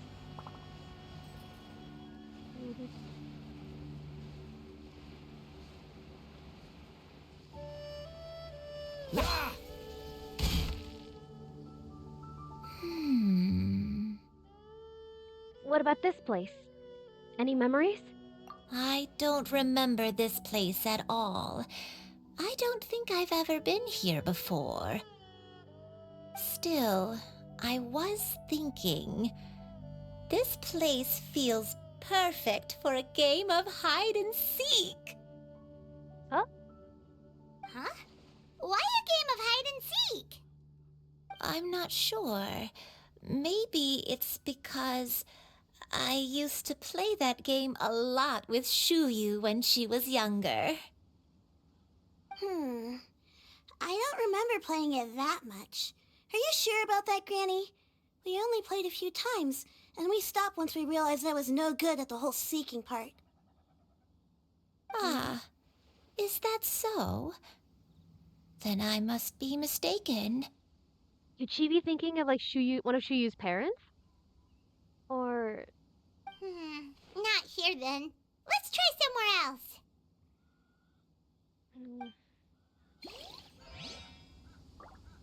Okay. One last place to look. Teleport back here and we glide back down. What is that thing on the map that I marked? What is it? Pirate puzzle. Oh, it's tablet. Okay. Oh, it's probably for like the Chi of your quest.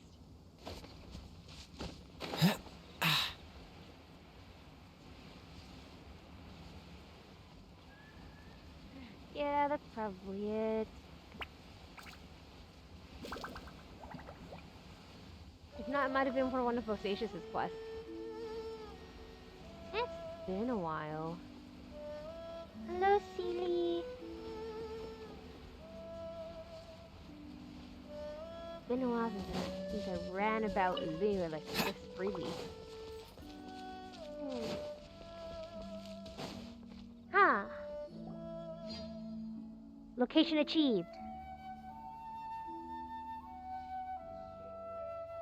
Paimon sees an abandoned house! Why don't we take a break over there? This place... it's... Jog any memories?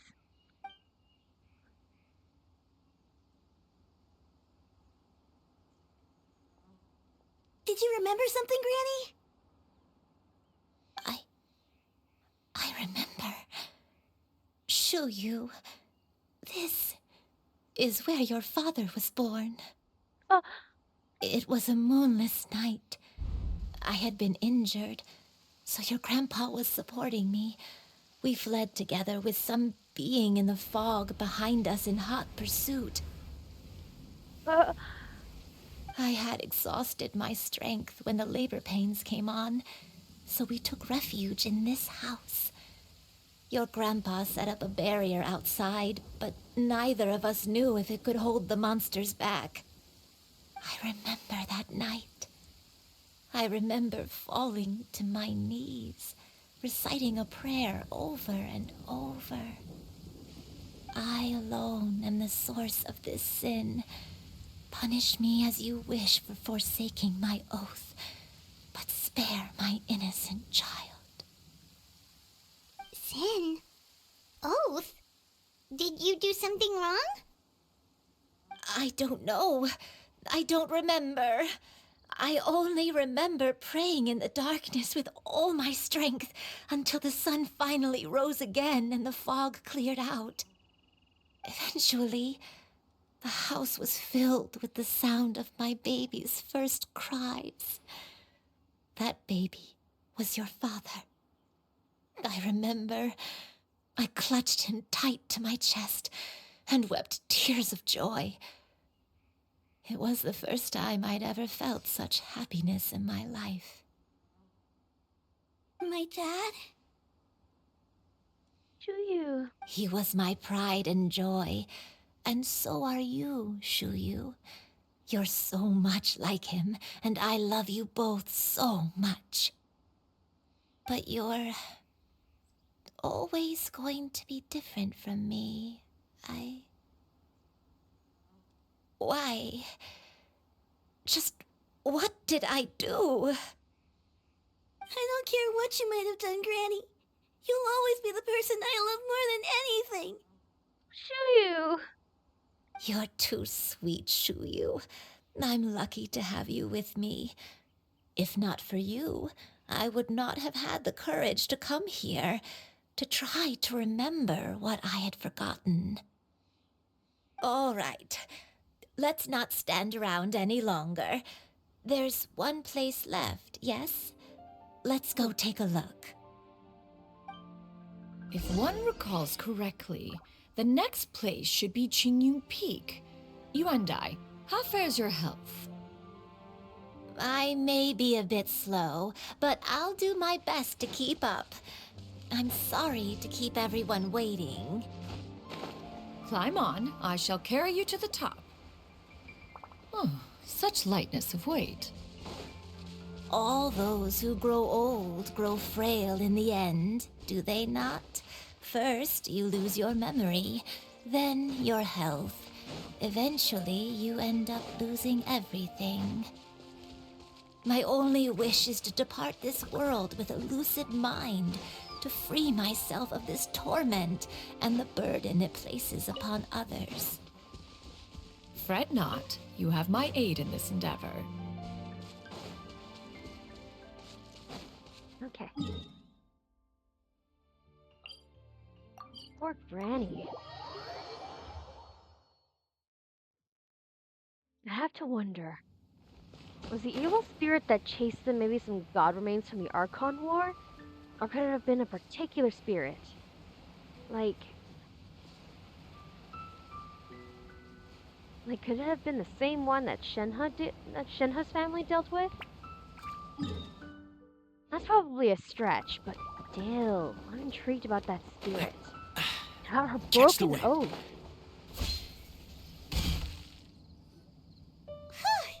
We're finally here. Does this place feel familiar to you, Granny Yuandai? Let me see.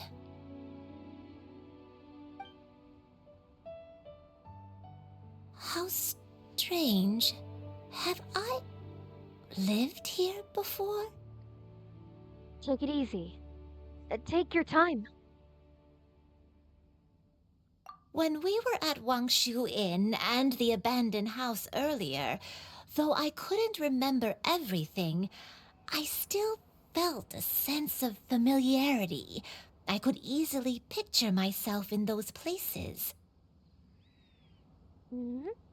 But here, I don't have that feeling. Perhaps I did come here in the past, but it just didn't leave a strong impression on me. But did the stories get it wrong then? Well, we can't expect them to get everything, right? Yeah, that's true. But they're also the only thing we have to go off of. Paimon was hoping this place would jog Granny Yuandai's memory just like the others. I'm sorry to disappoint you too. No, it's okay. It's alright. We're not going to give up yet. We'll figure something else out. Just you wait. Thank you. If only I could remember. Huh? That way. What's that mountain? Oh, let Paimon look! Huh? Isn't that Mount Outsong? Looks like we've come full circle. Mount Outsong. Mount Outsong. Granny, are you okay? Don't push yourself, Granny. It's okay if you can't remember. You shouldn't do something that makes you sad. Mount Outsong, What am I really? Granny? Mount Outsong holds some familiarity to you? It does, but I can't go back. Are you feeling unwell? My head, it feels all heavy and dizzy. What is wrong with me? Cloud... Miss Xianyun, is there anything you can do? Let us go to Mount Outsong. But... Fret not, all will be well. Yuandai, you have already given more than enough to the pursuit of this endeavor. You may leave the rest to me. I've prepared something that can aid you in suppressing the fear in your heart and restoring your lost memories. It currently resides at Mount Outsong. Oh? Wait, really? When did you do that? I never leave anything to chance. All will reveal itself when we arrive. So capable, wow.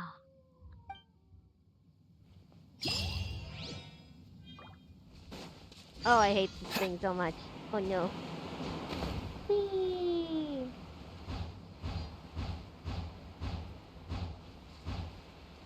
Whee! Ah, yeah, let's go. I actually got it. I actually got it on the first try. I thought Kaya was gonna be blown off course.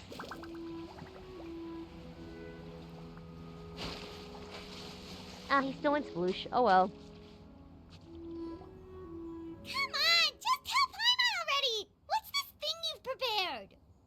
Here, this is it. We saw that earlier when we first met her, right? We saw that earlier when we first came to her. Huh? But isn't this the mechanism that you were tinkering with when we first got here? Mm-hmm. Oh, is it another invention of yours? Precisely. A recent one at that. I am most pleased with the result. I call it the Suspensus Somnium mechanism. Ah. It periodically releases a soft breeze, which when paired with a gentle adeptal tune, can help the listener subconsciously relax and even enter a semi-hypnotic state. So that's what that disc was from Madame Ping. Huh. Soothing agitation and anxiety, relieving exhaustion and insomnia, its potential uses are numerous indeed. I need one of these. And these. of course, it can also aid in the recovery of lost memories. I need one of these. Oh my god. Whoa, what a cool gadget! But if you had it all along, why did you keep it to yourself until just now? We could have come to Mount Outsong right off the bat and saved Paimon a lot of floating. Why did she say it so angrily with such a teary face? How preposterous. Had Yuandai not recalled much of her past through her own efforts, the device would have nothing to draw upon. We Adepti can only help those who first resolve to help themselves. Had she lacked such determination and strength of character, one would have little to offer in way of assistance. Paimon thinks she gets it now. Hey, what's that other thing? As previously mentioned, a gentle adeptal tune is required to take full advantage of the mechanism. One secured such a tune from Streetward Rambler. Only with her melodies can the mechanism reach its peak power. Oh, Paimon can feel what you mean. Paimon's body feels light as a feather. It's as if she's lying down on a warm patch of grass after a super satisfying meal. God damn, I yawned at the same time Paimon did. And you, Yuandai, is the mechanism helping you to relax? I can only assume that's a yes. It appears she has already succumbed to the depths of reverie. Come, join one on this side. We shall give her some time to herself.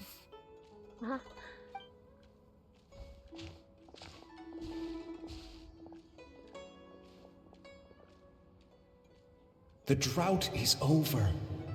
But why do you look like you want to cry? The potion. It's nearly run its course. I've never regretted meeting you. Not even for a second. Please. Please, no.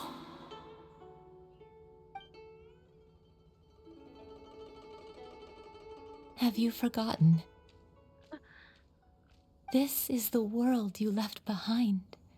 One of gentle breeze and morning dew, perfectly straddled betwixt the realms of heaven and earth. This is your home. This is where you belong. You should have never left. The you of the past, the me from not that long ago. We should have never. Wait, Granny was an Adeptus?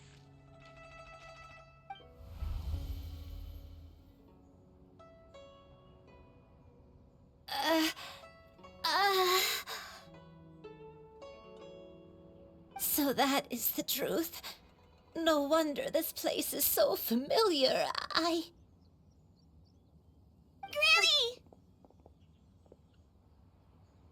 Granny, are you okay? Cloud Retainer.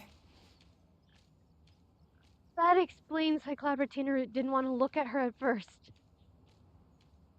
She must have known who she was from the very start. Your memories have returned? Wait, did you just call her by her full name?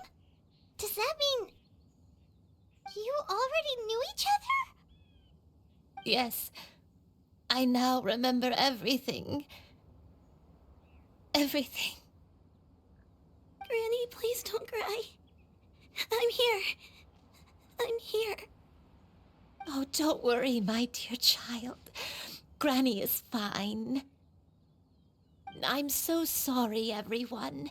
You've gone to so much trouble on my behalf. It's all come back to me now. The most important thing that I had forgotten was the truth of what I once was. One can sense the guilt that now plagues your conscience.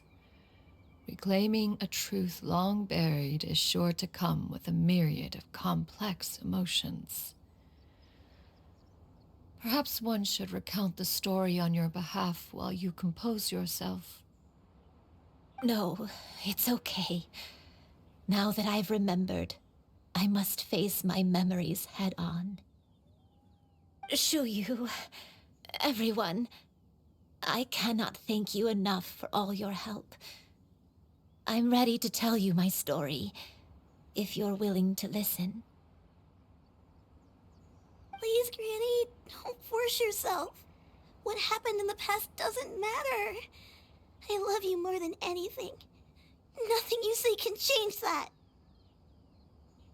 Oh. I know, dear child. My feelings for you are exactly the same. It is for this reason that you deserve to know the truth. Some time ago, I made a terrible mistake. One for which I could never atone. Is this the sin that you mentioned in Jueyun Karst? What happened? I am, in truth, not a human being. My real form, one that I held for centuries, was that of a wild crane. I spent many, many years living on Mount Outsong, bathing in the soft breeze and drinking the sweet dew of the mountains. At some point, I somehow gained wisdom and sentience. The Lord of the Mountain, Cloud Retainer, became aware of my existence and began to share many stories with me.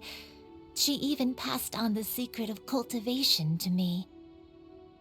Though she never took me on as a formal disciple, I always saw her as my master. Whenever she took out her tools to work on mechanisms or new inventions, I would also stand next to her and watch. I even contemplated completing my training and becoming an adeptus in my own right. I followed her teachings, and time gradually passed us by. Until that fateful day 50 years ago.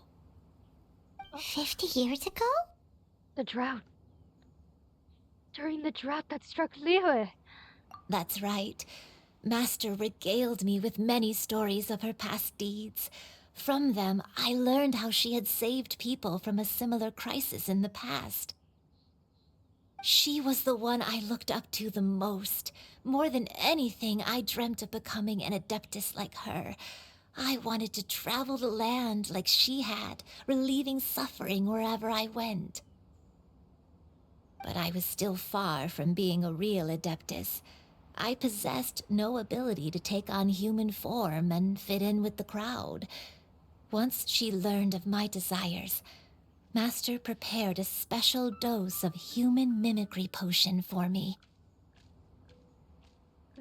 She warned me that the potion's effects would only last 10 years, and if I were to fail to return to my original form at the end of that time, I would forever forget my past as a crane and become something neither human, beast, nor adeptus. Oh no. So that was the source of your dementia all along. But you never turned back into a crane. Was it because of Grandpa? Indeed, I fell in love. Though he was human, he had spent his entire life training on Mount Tianheng. When we met, it was not only my first foray into the world below, but his as well. Although clumsy and impulsive as he was, you'd think he was the real strange bird among the two of us. But still, just like me, he cared deeply about the world and wanted, more than anything, to cleanse it of all pain and suffering. I could not help but fall for him. But my time continued to tick away. Those 10 years passed by in a flash. Yet I did not want to leave his side, so I... Oh no, what happened next? I committed an offense. I wanted to stay with him, even if it meant living a life full of pain and suffering, even if it meant that I would eventually turn into a monstrosity. I knew I had betrayed Master's hopes, but I was too ashamed to face her. So I wrote her a long letter instead and asked someone to leave it outside her abode. I was convinced that she would not support my decision, and I lacked the courage to speak to her face to face. In my shame, I fled and tried to hide from the world, such that no one would be able to find me again. So that's why the nameless heroine hid herself away. But that was only the beginning of my troubles. I began to suffer from a strange illness. My memories became hazy and confused, and I could no longer keep myself awake. I understood that my pain was caused by my refusal to return to the life I was fated to lead. Along with my memories as a crane, I soon forgot the true cause of my suffering as well. I knew only that I had committed a sin. All I could do was pray for forgiveness, even if I had long forgotten what needed to be forgiven. Looking back, I was beyond lucky to have come across that traveling merchant at Wangshu Inn. It was such a fortunate coincidence that we were there at the same time. If it weren't for those soul-revitalizing tea pills, I probably would have... Granny, what's wrong? Coincidence? Why did I ever think it was a coincidence? Tea pills concocted using the blood of an adeptus? No, it couldn't be. Master, don't tell me. Back then, that merchant was actually... Oh. Human custom would dictate the conferral of gifts to be in order when one's progeny is wedded, would it not? Consider the pills a symbol of one's best wishes. She considered Yuandai one of her own?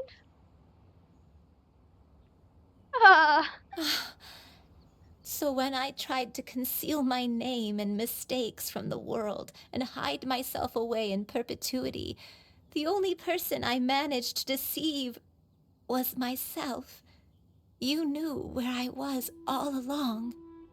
One still remembers when you were but a fledgling, you possessed a certain fondness for a particular game.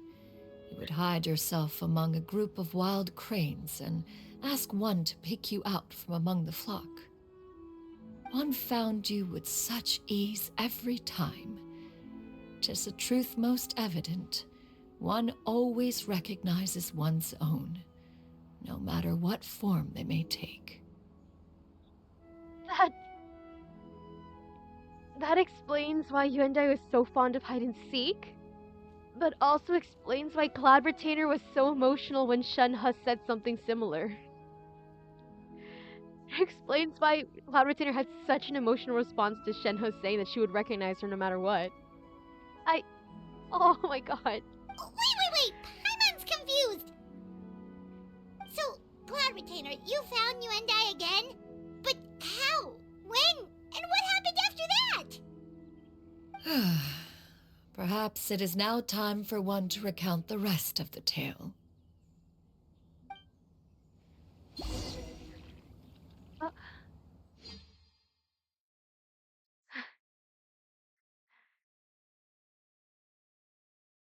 Oh, bruh, I did not expect my heartstrings to be pulled like this. Follow the memories to find the One truth. was furious upon receiving your letter. Seized with anger, one set out to bring you to your senses.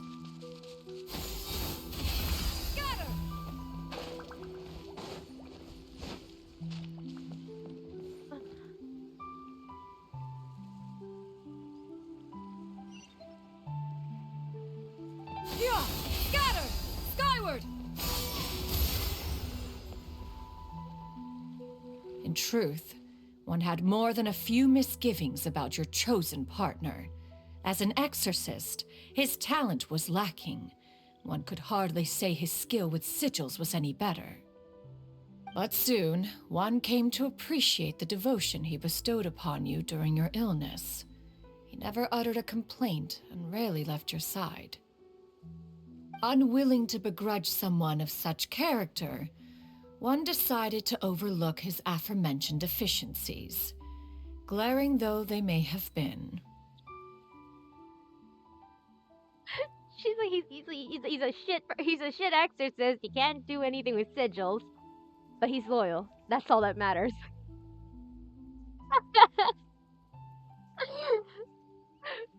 Oh god, she really is a mom. Wishing to grant you a life without regrets, one gathered many divine ingredients and used one's own blood to create a form of medicine. Though imperfect, it managed to suppress the more dire effects of your illness. As for how to deliver the medicine, after much contemplation, one eventually decided to perform the deed oneself.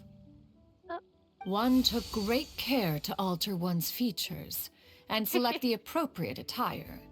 Only after meticulous scrutiny did one finally set out for Wangshu Inn. Cloud Retainer with a little mustache. She still looks really pretty though. Her fine features complement it well. As one expected, you were most ignorant of one's true identity. You showed not even the slightest inkling of recognition. One was quite torn. Should one have celebrated the success of one's disguise, or mourn the loss of your acquaintance?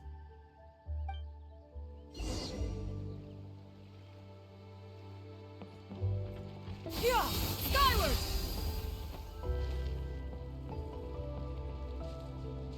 Yeah! Scatter! Skyward!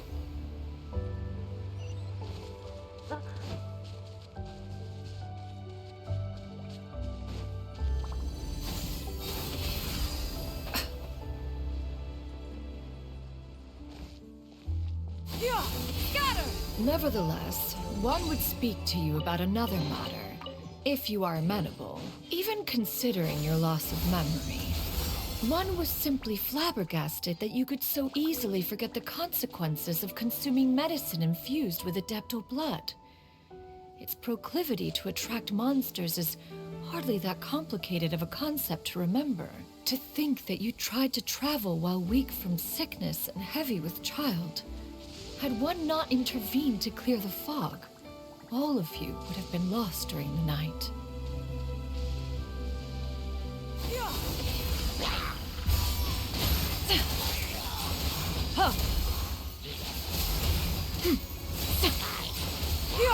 Scatter! Skyward!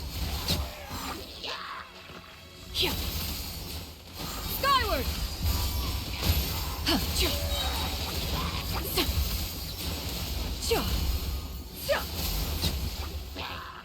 Seize the skies!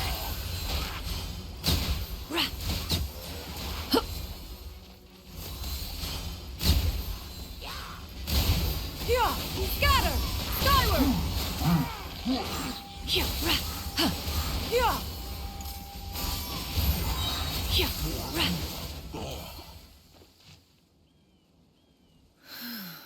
Those monsters would hardly have pursued you with such ferocity without sufficient incentive.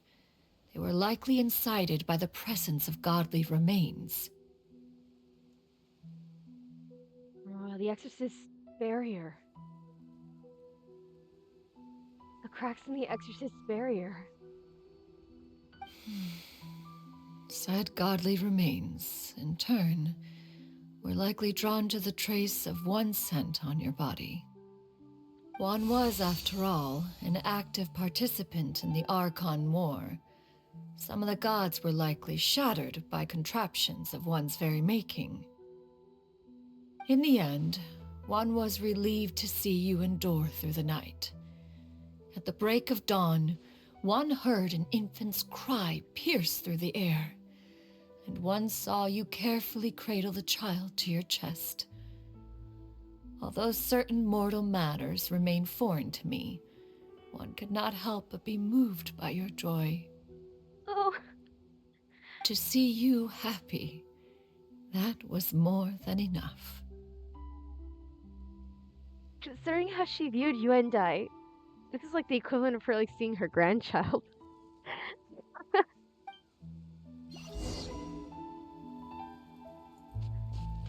Scatter! Skyward! Skyward! Now you should have a complete understanding of the events. Wait, but if that's true, then the crane who took care of me when I was sick must also be... Ah, one had almost neglected to recount the absurdities of that tale.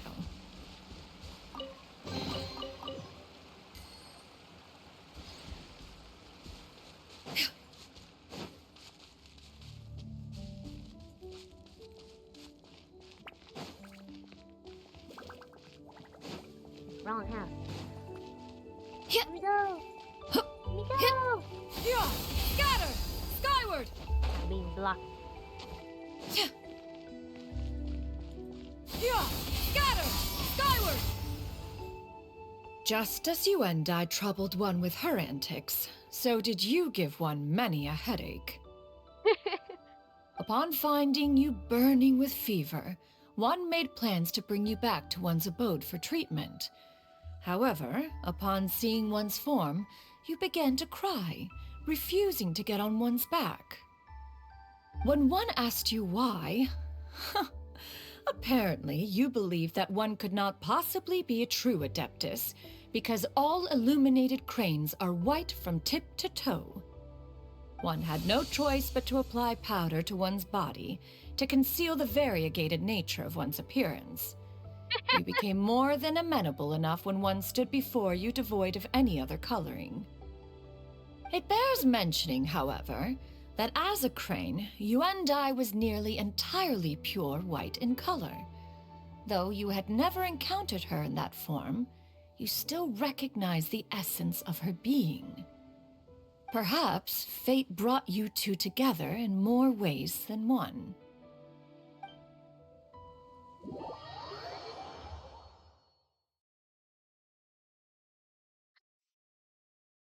It's just so funny.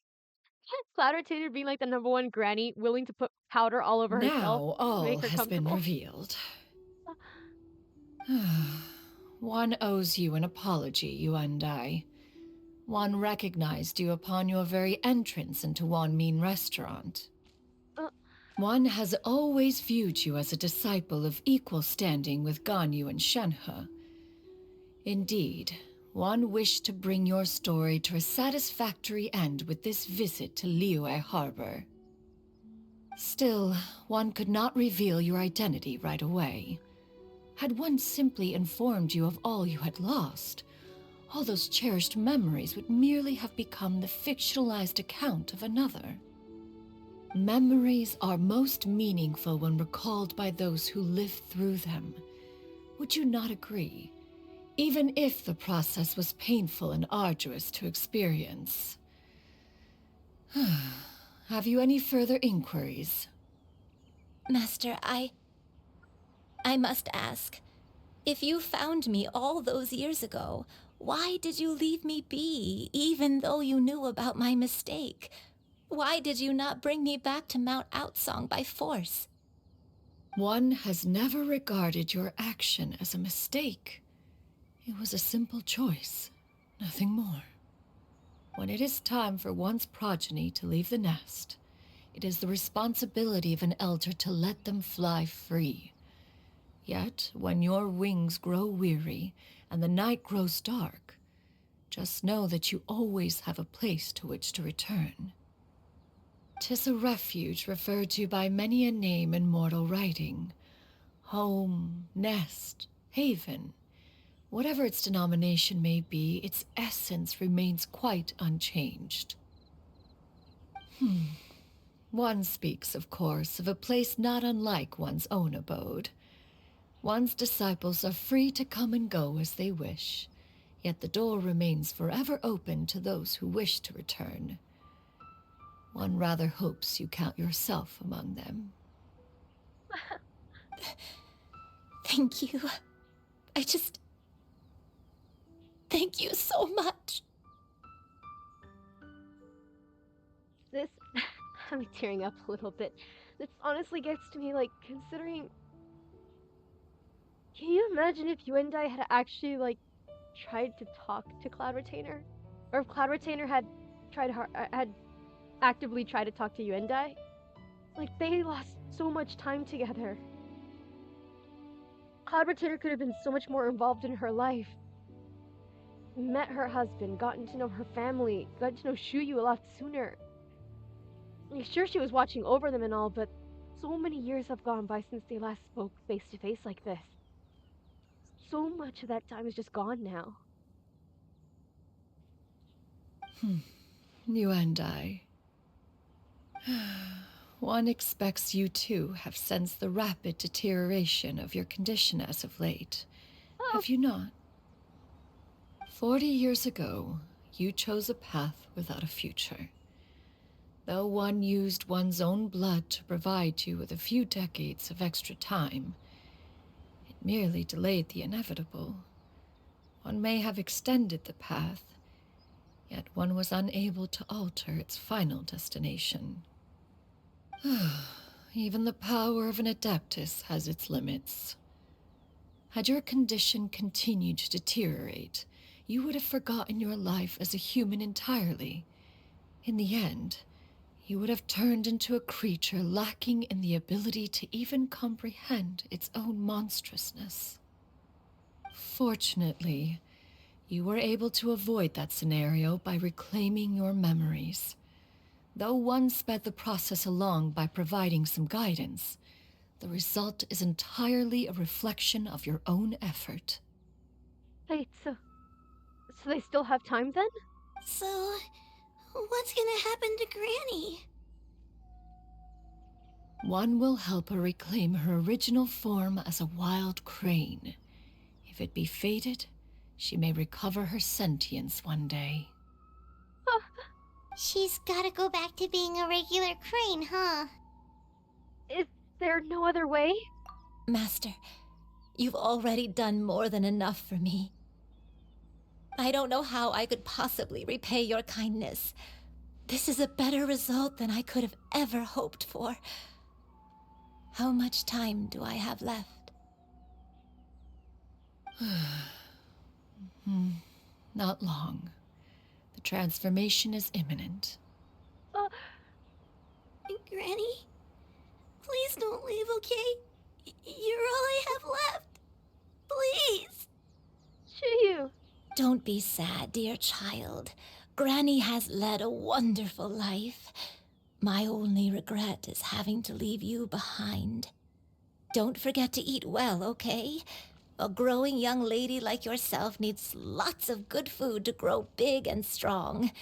Promise Granny you'll take good care of yourself when I'm gone. I promise, Granny.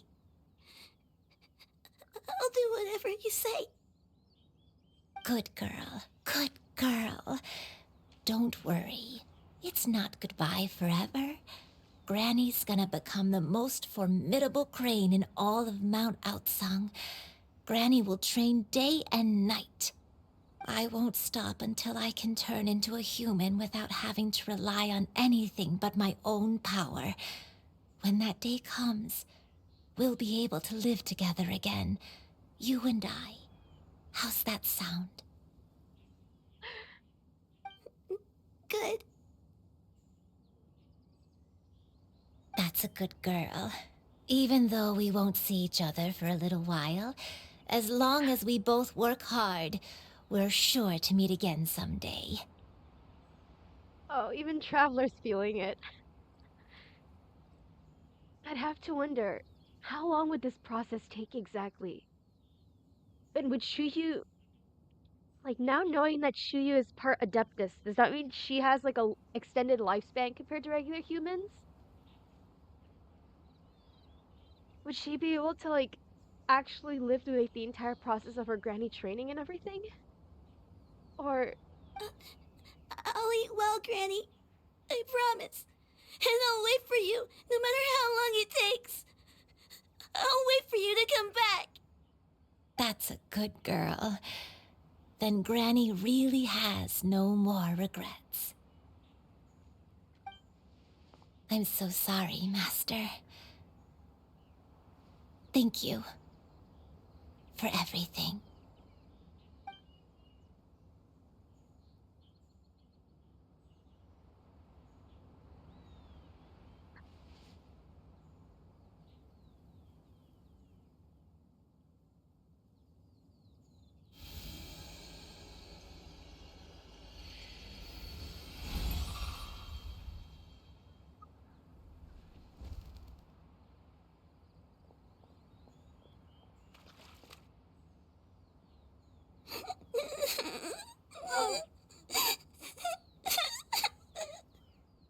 Shuyu.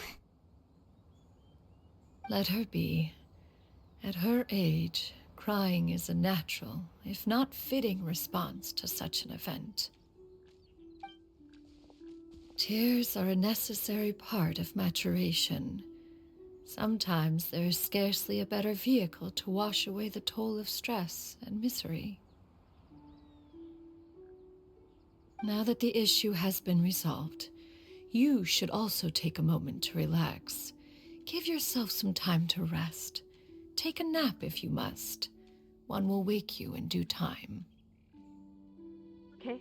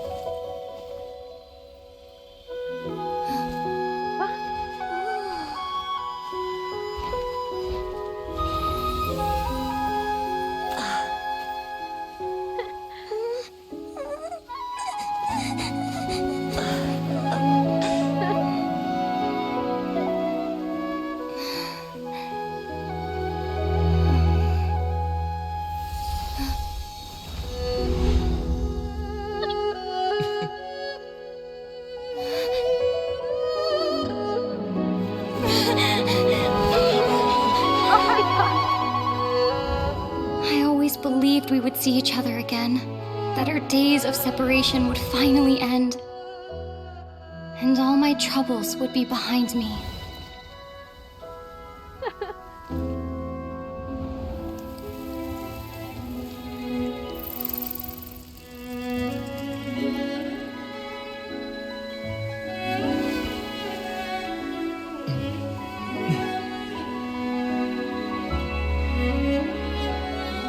If only things could stay this way forever.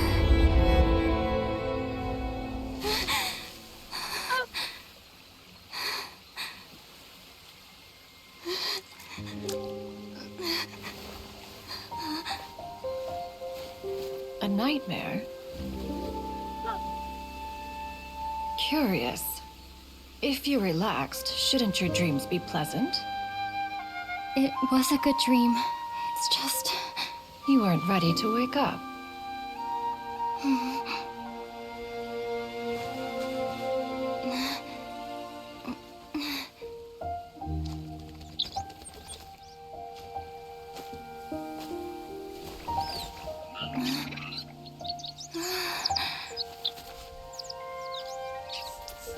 Eloquent as one may be, words of comfort are not one's strong suit. You are doing all you can. One can see your strength of will, your fearlessness in the face of danger. And so, whatever your dream may be, one believes that you shall achieve it. Of course, whenever the perils you face overwhelm you, or you become weary, one is always here for you.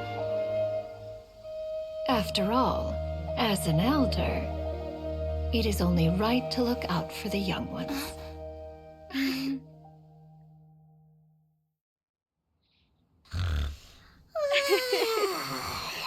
Grilled chicken drumsticks. Huh?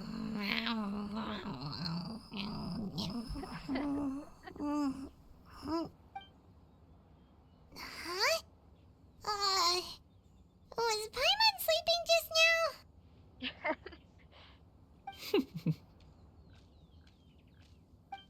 Oh, Paimon wasn't talking to you. Paimon had a dream about eating grilled chicken drumsticks, that's all. Did you know? Madam Adeptus? Oh, Shuyu, you're awake. How do you feel? I feel a little better. Thanks.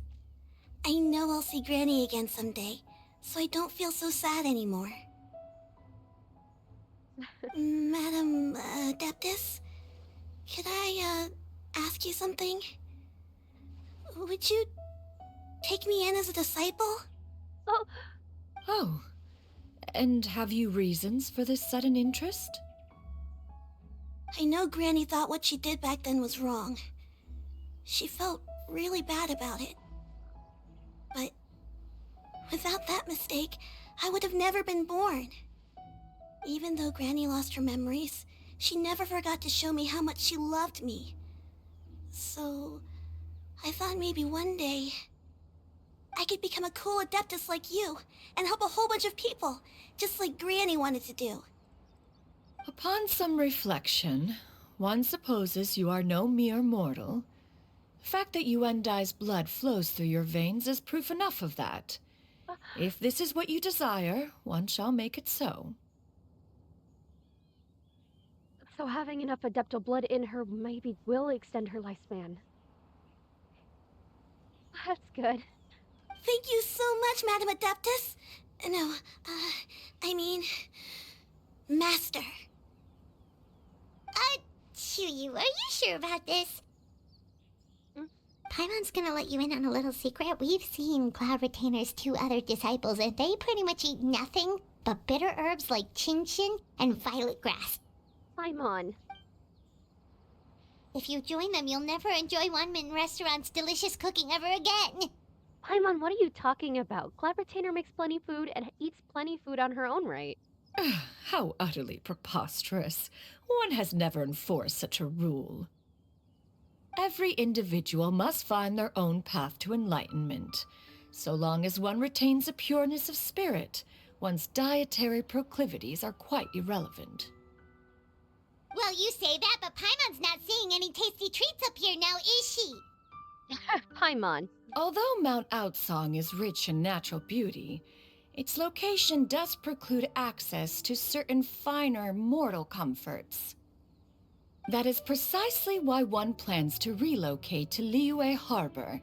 Shuyu shall have the honor of becoming one's first disciple in the human world. Whoa, you're leaving Mount Outsong? Is that why you took on this human form? One has never concerned oneself with the location of one's residence. From the very beginning, one has sought only solace and peace.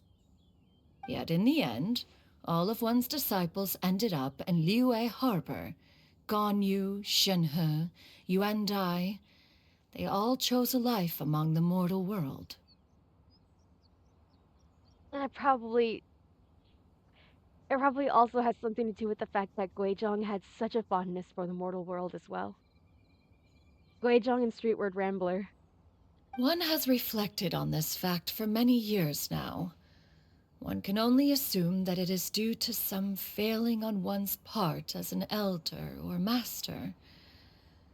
A failing, perhaps, of recognizing what it was they truly wanted. One is most curious as to what aspect of Liyue Harbor could have enticed them to remain there. One could hardly offer an opinion on the matter, but perhaps some time in the harbor will prove instructive. Why are you all so silent? Paimon is, just a bit shocked, that's all. So, does this mean we can grab a meal together in Liyue Harbor sometime? One has precious little time to squander. However, if one finds oneself otherwise unoccupied, one would not be opposed to the idea. One will be assuming the identity of a human while residing in Liyue Harbor. You should take care to avoid disclosing one's true identity. Don't worry, we'll help you keep it a secret. Right. So, when can we expect to start seeing you in the city? Perhaps in 2 days' time. One has some matters to see to before one's departure. Preparation is the key to success, after all. One plans to put up various items from one's collection for sale. The earnings should provide for a comfortable living in Liyue Harbor. Oh? One has already picked out a handsome property near Chuhu Rock. 'Tis no small purchase, but what is mortal life if not one expense after another? She already knows it well. She already knows it well. Seems like you've really thought of everything. Then how about we meet up in Liyue Harbor in 2 days? A sensible plan. See you then. Oh, also, why don't you take this suspensus somnium mechanism as a souvenir? Anytime you should feel ill at ease in the future, you may try quieting your mind and sitting in meditation as you listen to its melodies. It might help you find a new perspective. Awesome! Thanks, Cloud Retainer! Hey, didn't we promise Shincho that we'd tell him what we found out? Should we make a trip to the Feiyun Commerce Guild? It's totally up to you. So, about your move to Liyue Harbor, you gonna tell the other Adepti about it? I have left an explanatory note in my abode. Those 2 old fossils will discover it, I am sure, should they come seeking my company. Considering their recent penchant for going off on private escapades, however, I find myself caring little for how they shall receive this news.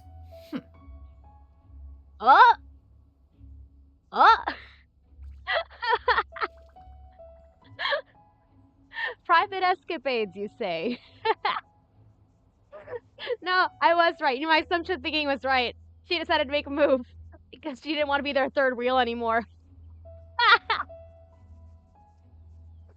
Goodness. That's actually funny. That's actually funny. Shuyu? By the way, Shuyu, We have a friend who helped us learn a lot of information about your granny. Is it okay if we tell him the full story? Sure, I don't think Granny would mind. As long as you don't tell a whole bunch of people. Right. I don't think she'd want too many people to know. They might go to Mount Outsong and start bugging her about it. Granny needs to focus on her training, you know? But telling a friend or two is probably fine. No worries, our friend can keep a secret.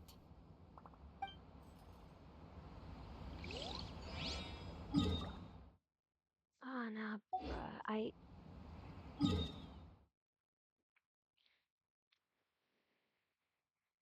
think this is like one of the only, if not few times, that we actually see someone taking into consideration like the heavy burdens that the traveler has borne on their shoulders. Like they do so much for so many people, and a lot of people don't take into account how like sure, yes, they're like a semi-immortal person. They did live for like 500 years at least, but they're still so young. They're still so young and have their own burdens to bear. And Cloud Retainer, I think, is one of the only people who's actually like genuinely made an effort to really comfort them on it. Like she genuinely treated them like one of her own, looking out for them as like a mother would. Like I usually loathe to do that whole like this character is this person's mom or their dad or whatever, because like, you know, platonic relationships don't have to just be like a nuclear family, right? But Cloud Retainer herself basically lampshaded it. Like she does like taking a maternal role in the life of her like disciples. Like she straight up referred I didn't know you were such a slacker. Yuandai as her progeny.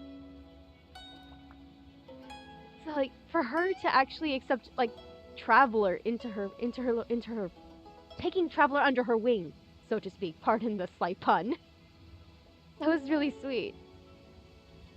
And I'll admit it, her words of advice to Yuandai and her words regarding how it's okay for Shuyu to cry, like genuinely, I can't even begin to imagine how Traveler must have felt in that moment. To hear someone validate those feelings after having to be the strong one for so long. Come on, let's get moving. We're not frozen in place after all. Shut up, Kaya. Like, consistently, across every single nation, Traveler's one who ends up having to shoulder, like, the most of the burdens of the people, or of the deity in charge. Like, I guess Fontaine? I remember Fontaine, people mentioned that the Traveler was basically, quote-unquote, useless in Fontaine because they didn't do much in terms of the story, but I'm like, for me personally, that was a nice change. It was a nice change to see the people of Fontaine themselves take an active role in saving their own nation. Yes, Traveler played a part, and they did several things that were key into, like, you know, pushing the events forward. I didn't know you were such a slacker. But at the same time, seeing the people themselves take that initiative to resolve their own problems without heavily laying the burden upon Traveler was really nice. It was really nice. I don't know, maybe my thoughts don't make that much sense, but yeah. I just have so many feelings about it. Now, where is Xingqiu? You know, I have so many feelings about the fact that Cloud Retainer is like one of the only, if not few, people who has just recognized how much Traveler gives for other people.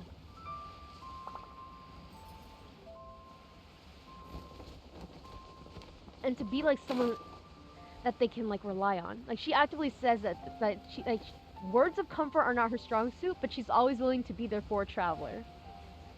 That's so sweet. Hi, Xingqiu. We meet again, dear friends. How did everything go? Great, and it's all thanks to you. You quickly go over the whole story with Xingqiu. Ah, I see. So the stories didn't get it right after all. Even though she was a celebrated heroine, she had to bear a heavy burden that most could not hope to understand. Thank goodness for the help of that Adeptus. At least she was able to recover what she had lost. Although I cannot claim to know exactly how their story will unfold from here, I trust the ending will be a happy one.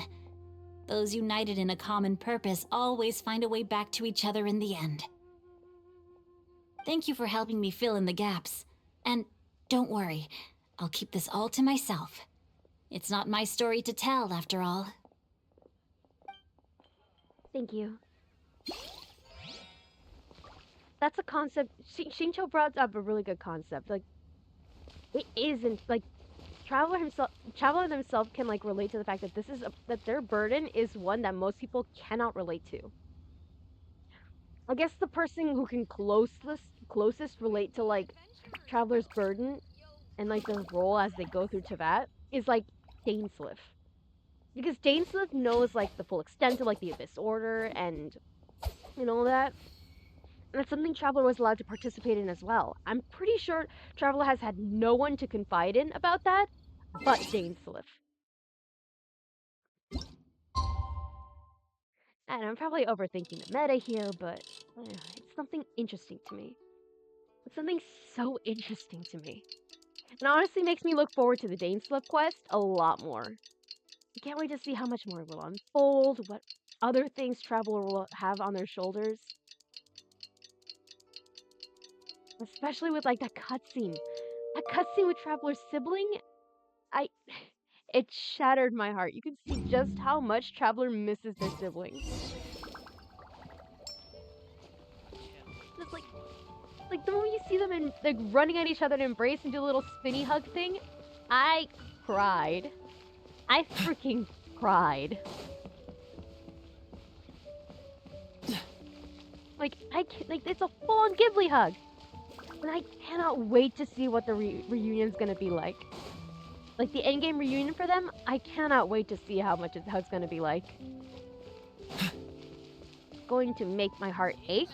It's going to absolutely destroy me. What's the hurry? And I'm all the more looking forward to it. Your concerns are excessive and unfounded. This is but a simple collection of ordinary valuables. Such intense scrutiny is hardly necessary. Huh? To be quite honest, your insistence on that fact is my primary cause for concern. In what way are any of these ordinary? Every single item here could be worth more than everything I own combined. I simply can't risk shelling out that kind of mora without proper scrutiny. If I'm wrong, I would never be able to earn it back, not even if I worked every single day for the rest of my life. I have to be careful. Yes, you can never be too careful. We're here, Clout. Miss Shenyan, what are you guys arguing about? Ah, perfect timing. This ignoramus is questioning the authenticity of my wares. Oh? I'll have you know, these items have remained untouched in my personal collection for several hundred years. To question their legitimacy is pure folly. Maybe don't mention a centuries-long storage? Several hundred years? Indeed. They're family heirlooms, you see. Passed down over many generations, as families are wont to do. Yep, they've definitely been around a while. We can vouch for her on that one. Uh-huh. Hear that? Had I not found myself in need of mora, I would scarcely have had the heart to part with them. Indeed, you should consider it an honor to even have the opportunity to behold them with your own eyes. Doubt their authenticity any further, and I may just decide to take them to another buyer. Whoa, please don't go! I apologize for any insult, miss. You see, I know full well that I lack the knowledge to judge the true worth of these items. If you could wait but a moment, I've hired an expert to appraise them for me. He should be here shortly. Oh? An expert, you say? Very well. I will wait for a little while longer, then. Traveler, Paimon, this is my new residence. If you have cause to seek my company in the future, this is where you can find me. Duly noted. Master! Oh, it's you two again. Oh, hello. Her little outfit! Her little outfit! Oh my god, she looks so cute! Oh, I can just imagine Cloud Retainer whipping up like the outfit. Staying awake for nights, just making the outfit herself, or commissioning it. Oh my god, she's adorable! Cloud Retainer here being the best great-grandma. Shuyu! You got a new outfit! It looks great on you. Mm-hmm. Master made it for me. I like it too. Oh, she did make it for herself. Oh. Huh? You know how to make clothes? Do I know how to make clothes? With the support of the proper mechanism, sewing is hardly a challenge. Ooh, new hobby. Master, I brought in most of my stuff. There's a few boxes left, but they're kind of heavy, so I just left them outside. Fret not. I shall help you move them into your room. Actually, I should probably sort through my stuff a bit first. Everything's kind of messy right now, so maybe you could not look yet, Master? Yeah, that'd be great. Aww.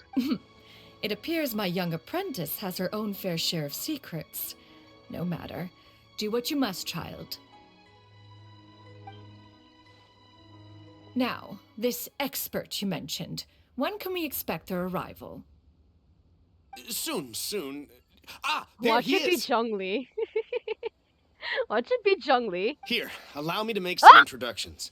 This is Mr. Zhongli, a well-respected consultant at Wangshang Funeral Parlor and an expert in all manner of valuables and antiques. Help!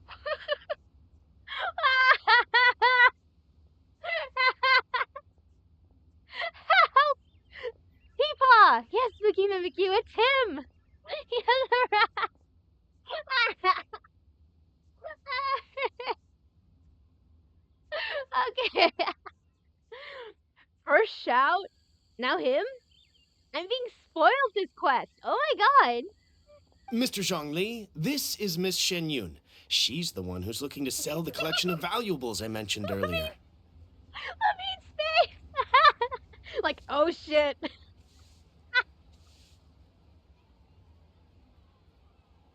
Huh.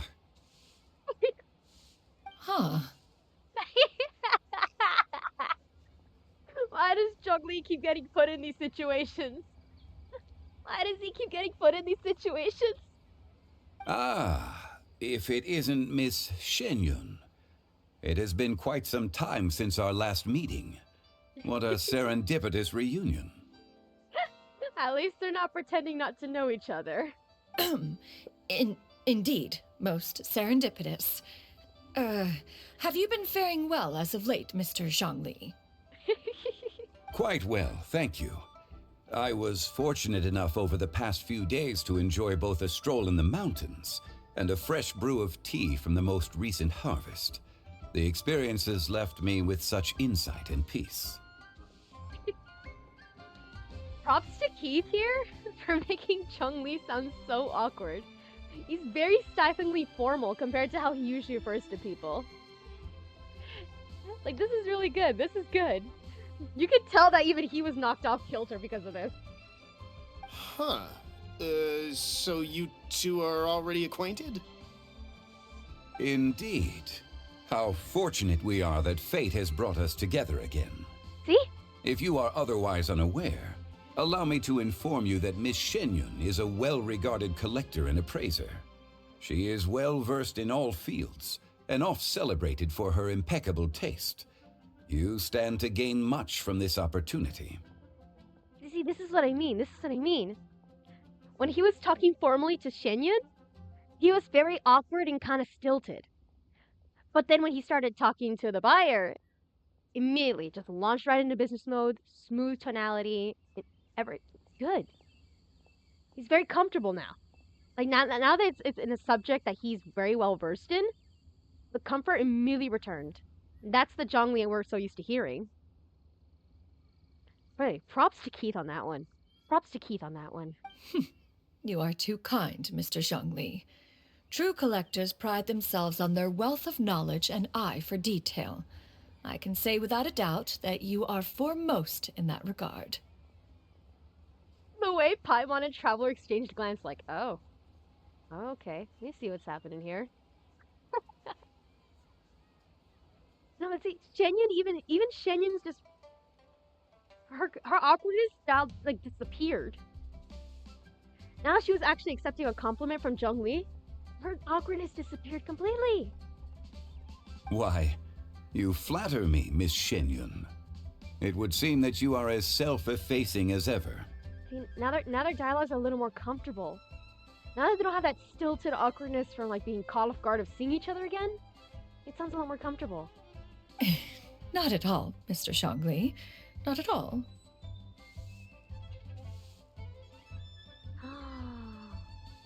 Oh my god. And they were fellow Adepti. Even Xiaozhou, even he's speaking up what's being put down. While I am loath to butt into this conversation, I must ask. You two already knew each other, and you seem to have quite a cordial relationship. Oh. Can I be certain that you're not working together to swindle me? I mean, you never know. Oh no, it's fair. That's fair. Ha! A preposterous accusation! The heavens themselves would collapse before we would conspire to do such a thing. Miss Shenyun speaks the truth. Contracts are built on honesty and trust. If that proves to be beyond your capabilities in this instance, this transaction may be taken elsewhere. Bruh. Man standing up for best girl. Let's go. Let's go. What a gentleman. What a gentleman. Say no more. Let us depart. I jest. What fool would still harbor doubts after Mr. Zhongli himself has vouched for the goods? Miss Shenyun, wait! No, he was gonna leave too. Mans was gonna leave too. He was right with her. Yeah, Paimon. Shh, we gotta be chill about this.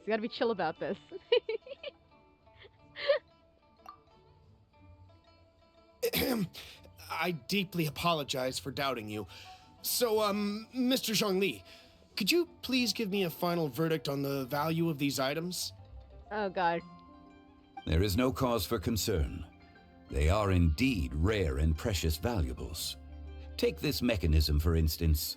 Though one may not immediately perceive its purpose, its structure and appearance are exquisite enough to merit it a place in any fine home.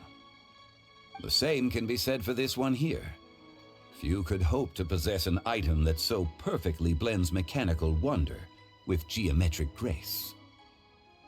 I am sure you have heard from your travels that the study of mechanisms is among the most wondrous arts in this world. With that in mind, I earnestly recommend procuring every last item in this collection. Oh. All right. Since I hired you as my consultant, Mr. Zhongli, I shall, of course, trust your good opinion. Then, in that case, Miss Shenyun, I'll take the lot. However, since the final sum is quite large, how about we start with an initial deposit through the Northland Bank? Child mention! The Northland Bank? Huh. Oh, you refer to the fiduciary house. Oh, very well. I've now learned another new word today. I already forgot what the first one was. It was something fancy word about food. I'd have to look over the VOD again, but 2 new words. Wow. I fear people only use the term bank nowadays. In that case, I'll be off for now. I'll return to collect the goods once you've received the funds. Damn, Zhongli making sure she is well off. Zhongli! Okay, now you can appreciate him. Zhongli! My friends, have you been doing well? Really good. We saved the entire nation of Fontaine from drowning due to a prophecy. How have you been? We've been great. How about you? Paimon didn't know you were such a busy consultant. My days have been quite pleasant as well. I had been quietly enjoying a cup of tea when Mr. Xiaozu requested my services. Well, at least we know now that he's not wanting for more like usual. He's got his own steady job now. This is good. Thank you, Hu Tao. As for you, Miss Shenyun, I presume you must be looking to settle in the city? Oh, look at little Shuyu. Zhongli, you need to meet your great-grandchild. I must say, the name Shenyun sounds exceedingly strange coming from you. Perhaps you could dispense of that particular epithet in further conversation. Whatever for? Am I not addressing you as a friend should? Well, that is true, but... Aw, is she embarrassed to hear her name from him? Aw. Alas, refer to me however you will. After all, a name exists such that others may address you with it. One is hardly ignorant of that fact. It would seem that you have gained many valuable insights over the years, Cloud Retainer. One has indeed. One's previous days were all brief. Now that one has made up one's mind to move and settle, one has gained a much better appreciation of the hubbub and commotion of the city, as well as the people's hard work and ardor. This city is much changed from how it was more than 1,000 years ago. Not unlike the ocean tides, so too shall the movement of people ebb and flow. From turmoil to peace, enlightenment to aspiration. Human society possesses limitless potential. In another 1,000 years, the scene we witness here may change in ways that are impossible for either of us to imagine. I wonder if Guizhong has ever said something like this, or something similar to this, to either of them before. And maybe he's merely repeating the words that she once gave him. Alright, that's enough reflection for one day. No need to get all sentimental on us. Paimon, I want them to be sentimental. I want to hear more. Oof, Zhongli, I have missed you. Yeah, I've missed he too. You make a valid point, Paimon. Now that the sale has concluded, what say one plays the host as we try some specialty dishes together? One must profess great interest in trying bamboo shoot soup. She is not so subtle. She is not subtle in the least. That's Zhongli's special dish. Perhaps you have forgotten, Cloud Retainer, but I once tried my hand at that dish. You were at the table on that occasion, so logic dictates that you should have already tried it. Oh? What? Oh? What occasion was this? Wait, did she try to dupe him into cooking for her? It was a reunion between friends several centuries ago. Alas, you must have been too preoccupied to secure yourself a portion. Or perhaps our other companions simply availed themselves of faster reflexes on that occasion. I can just imagine him setting down the soup, and Xiao Guizhong Mountain Shaper and Moon Carver just immediately beelining it for the table, leaving poor Cloud Retainer in the dust. Huh, hardly. 'Twas most certainly out of consideration for the others in attendance. In but a moment, one will show you what it means to have a true deftness of hand. It is settled then. Bamboo shoot soup, mora meat, crab roe tofu, triple-layered consommé. We shall enjoy the lot. Triple-layered consommé? That not a Fontaine dish? Yeah, that's a Fontaine dish, isn't it? Is it? I've not heard of this. Triple-layered consommé. Oh, it's obtainable from Chef Mao at Wanmin Restaurant for 5,000 more after reaching Adventure End 25. What? How come I've not made this before? What? One has already passed word to Shenhun Ganyu to make a reservation. It is prime time for them to meet one's newest disciple. Is that agreeable to everyone? Introduction of the family. I can't just imagine how much Zhongli must be reeling right now. Dude was merely hired to be a consultant, and then he just walks. He just posts. Dude just got wrapped up in a whole family reunion. It should be a most splendid occasion. Well, thank you so much, Cloud Retainer. Shuyu, come now, it is time to dine. Ah, this gentleman over here is Mr. Zhang Li. He is, God, I'd love to see how she describes him. Zhang Li, meet your great-grandchild. It's your great-grandchild! A humble employee of Wangsheng Funeral Parlor. Pleased to make your acquaintance. Nice to meet you too, Mr. Zhengli. That should be everyone, right? Let's go! Sounds good! Actually, Master, have you ever tried Adeptus' temptation? I heard it's impossible to stop eating after even just one bite. You know, 'cause it's super tempting and stuff. Is that true? That sounds rather implausible. Although with the right preparation, certain dishes can be too delicious to resist. Huh? Why are you all walking so fast? Hey, wait for Paimon! Hey, wait up!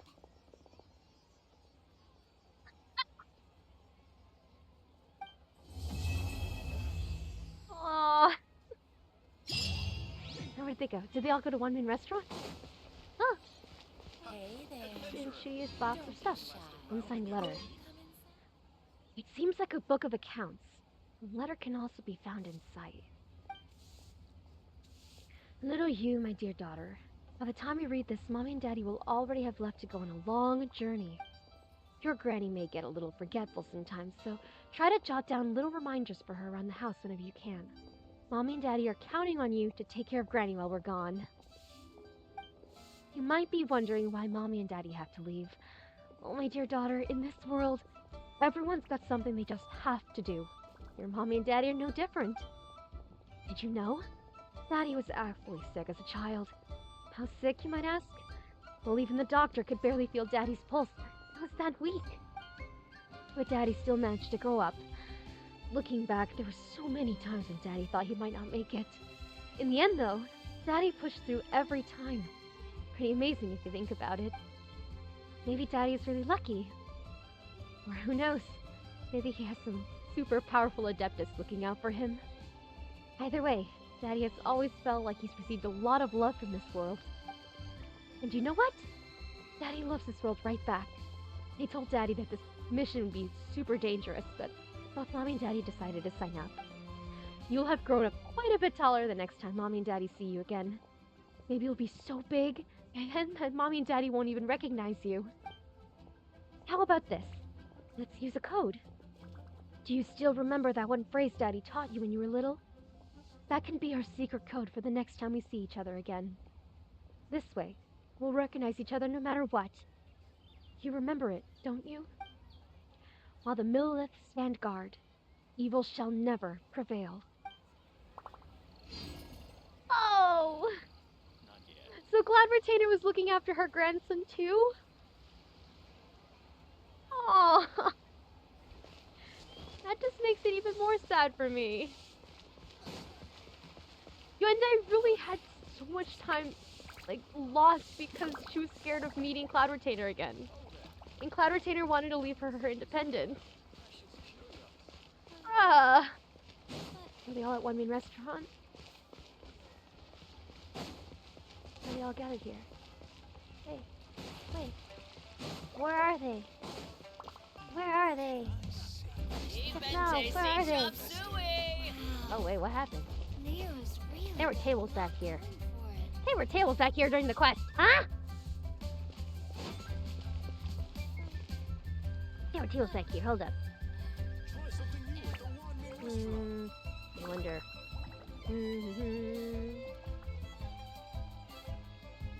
Where can we find them? Where can we find La Familia? Where can we find La Familia? Should I save this money? Seems all the other knights already have their hands Find full. her. I need to find them all. I need to find them all. Where can we find them? Where would they be located? Did they go off somewhere? Did they go to her abode? Did they go back to her abode? I have to wonder. Okay. We'll look. I'm scared to actually leave the area because I don't know if we can actually find her here in Lyra Harbor or if she went back to her house.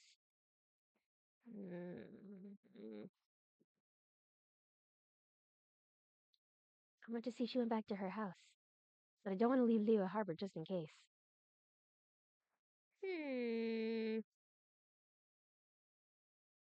Okay. Go to Mount Outsung and hope for the best.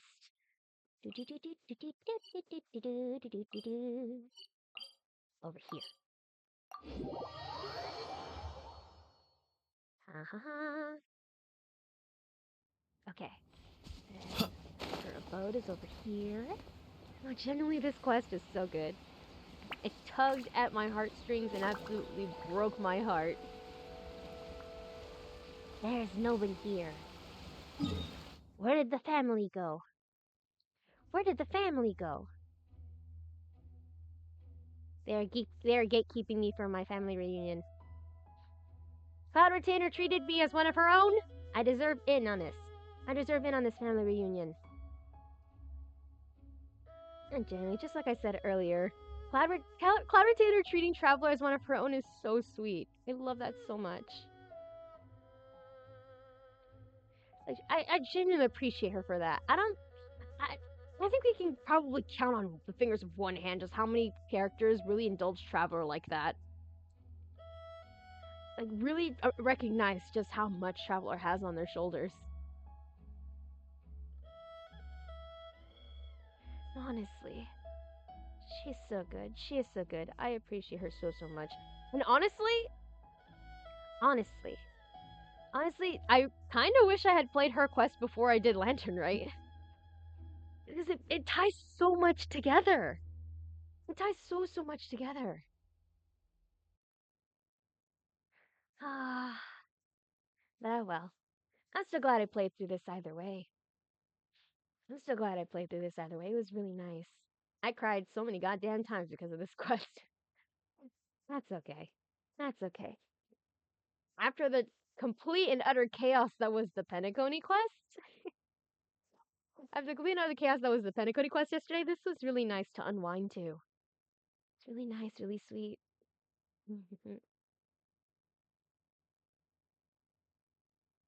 Let's see. I'm still kind of looking for, like, if there's a possibility that she's here. And I'm still kind of looking for the possibility of, like, there's, like, bonus interactions we could have with her. Because I know after every story quest, there's always a place where we can find them again. But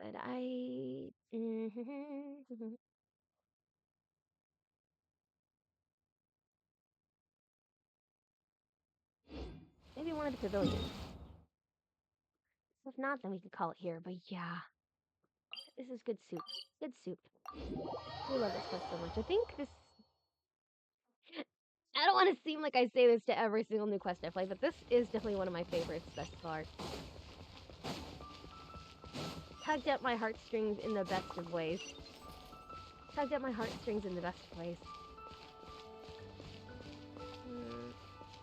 Hi. The kite seller. No, that one bit in the cutscene when we saw Lumine and Ether holding the kite together, I freaking was sobbing. I was sobbing so much. Xingqiu's gone. I was right to go look for Xingqiu before we continued on to, like, the time skip.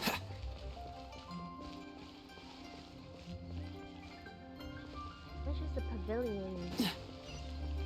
Where's the pavilion where Child took us to eat? Which one was it? The pavilion? Or was it kiosk? Enter Shuyu kiosk.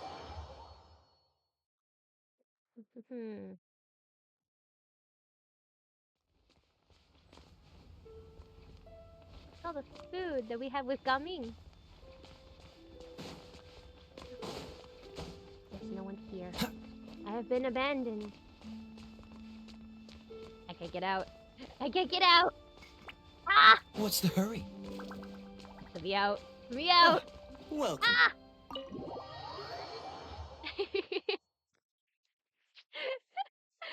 Okay. Ah, well. If there's bonus interactions after this quest, I'll have to find them out through some other means later. This is good, though. I can enter. Yes! Let me in!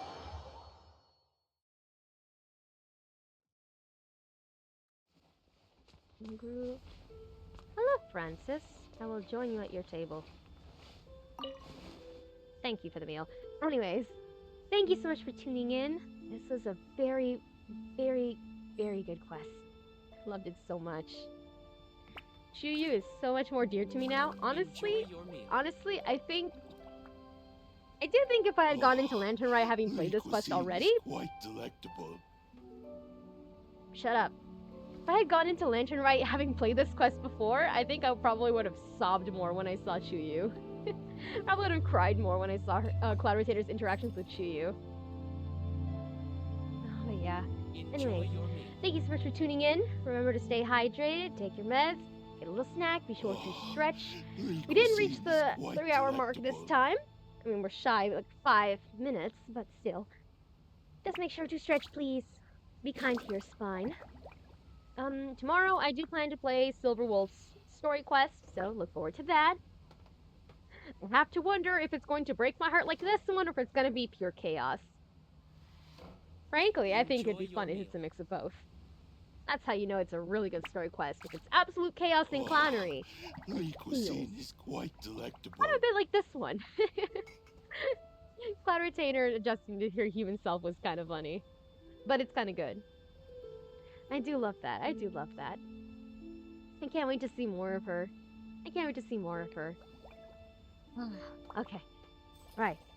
Silver Wolf story quest tomorrow? Enjoy your Once again, thank you so much for tuning in. I'll put the VOD up immediately after we end this, so... What's that? Bye-bye now. My cuisine is quite Bye-bye now. Bye-bye.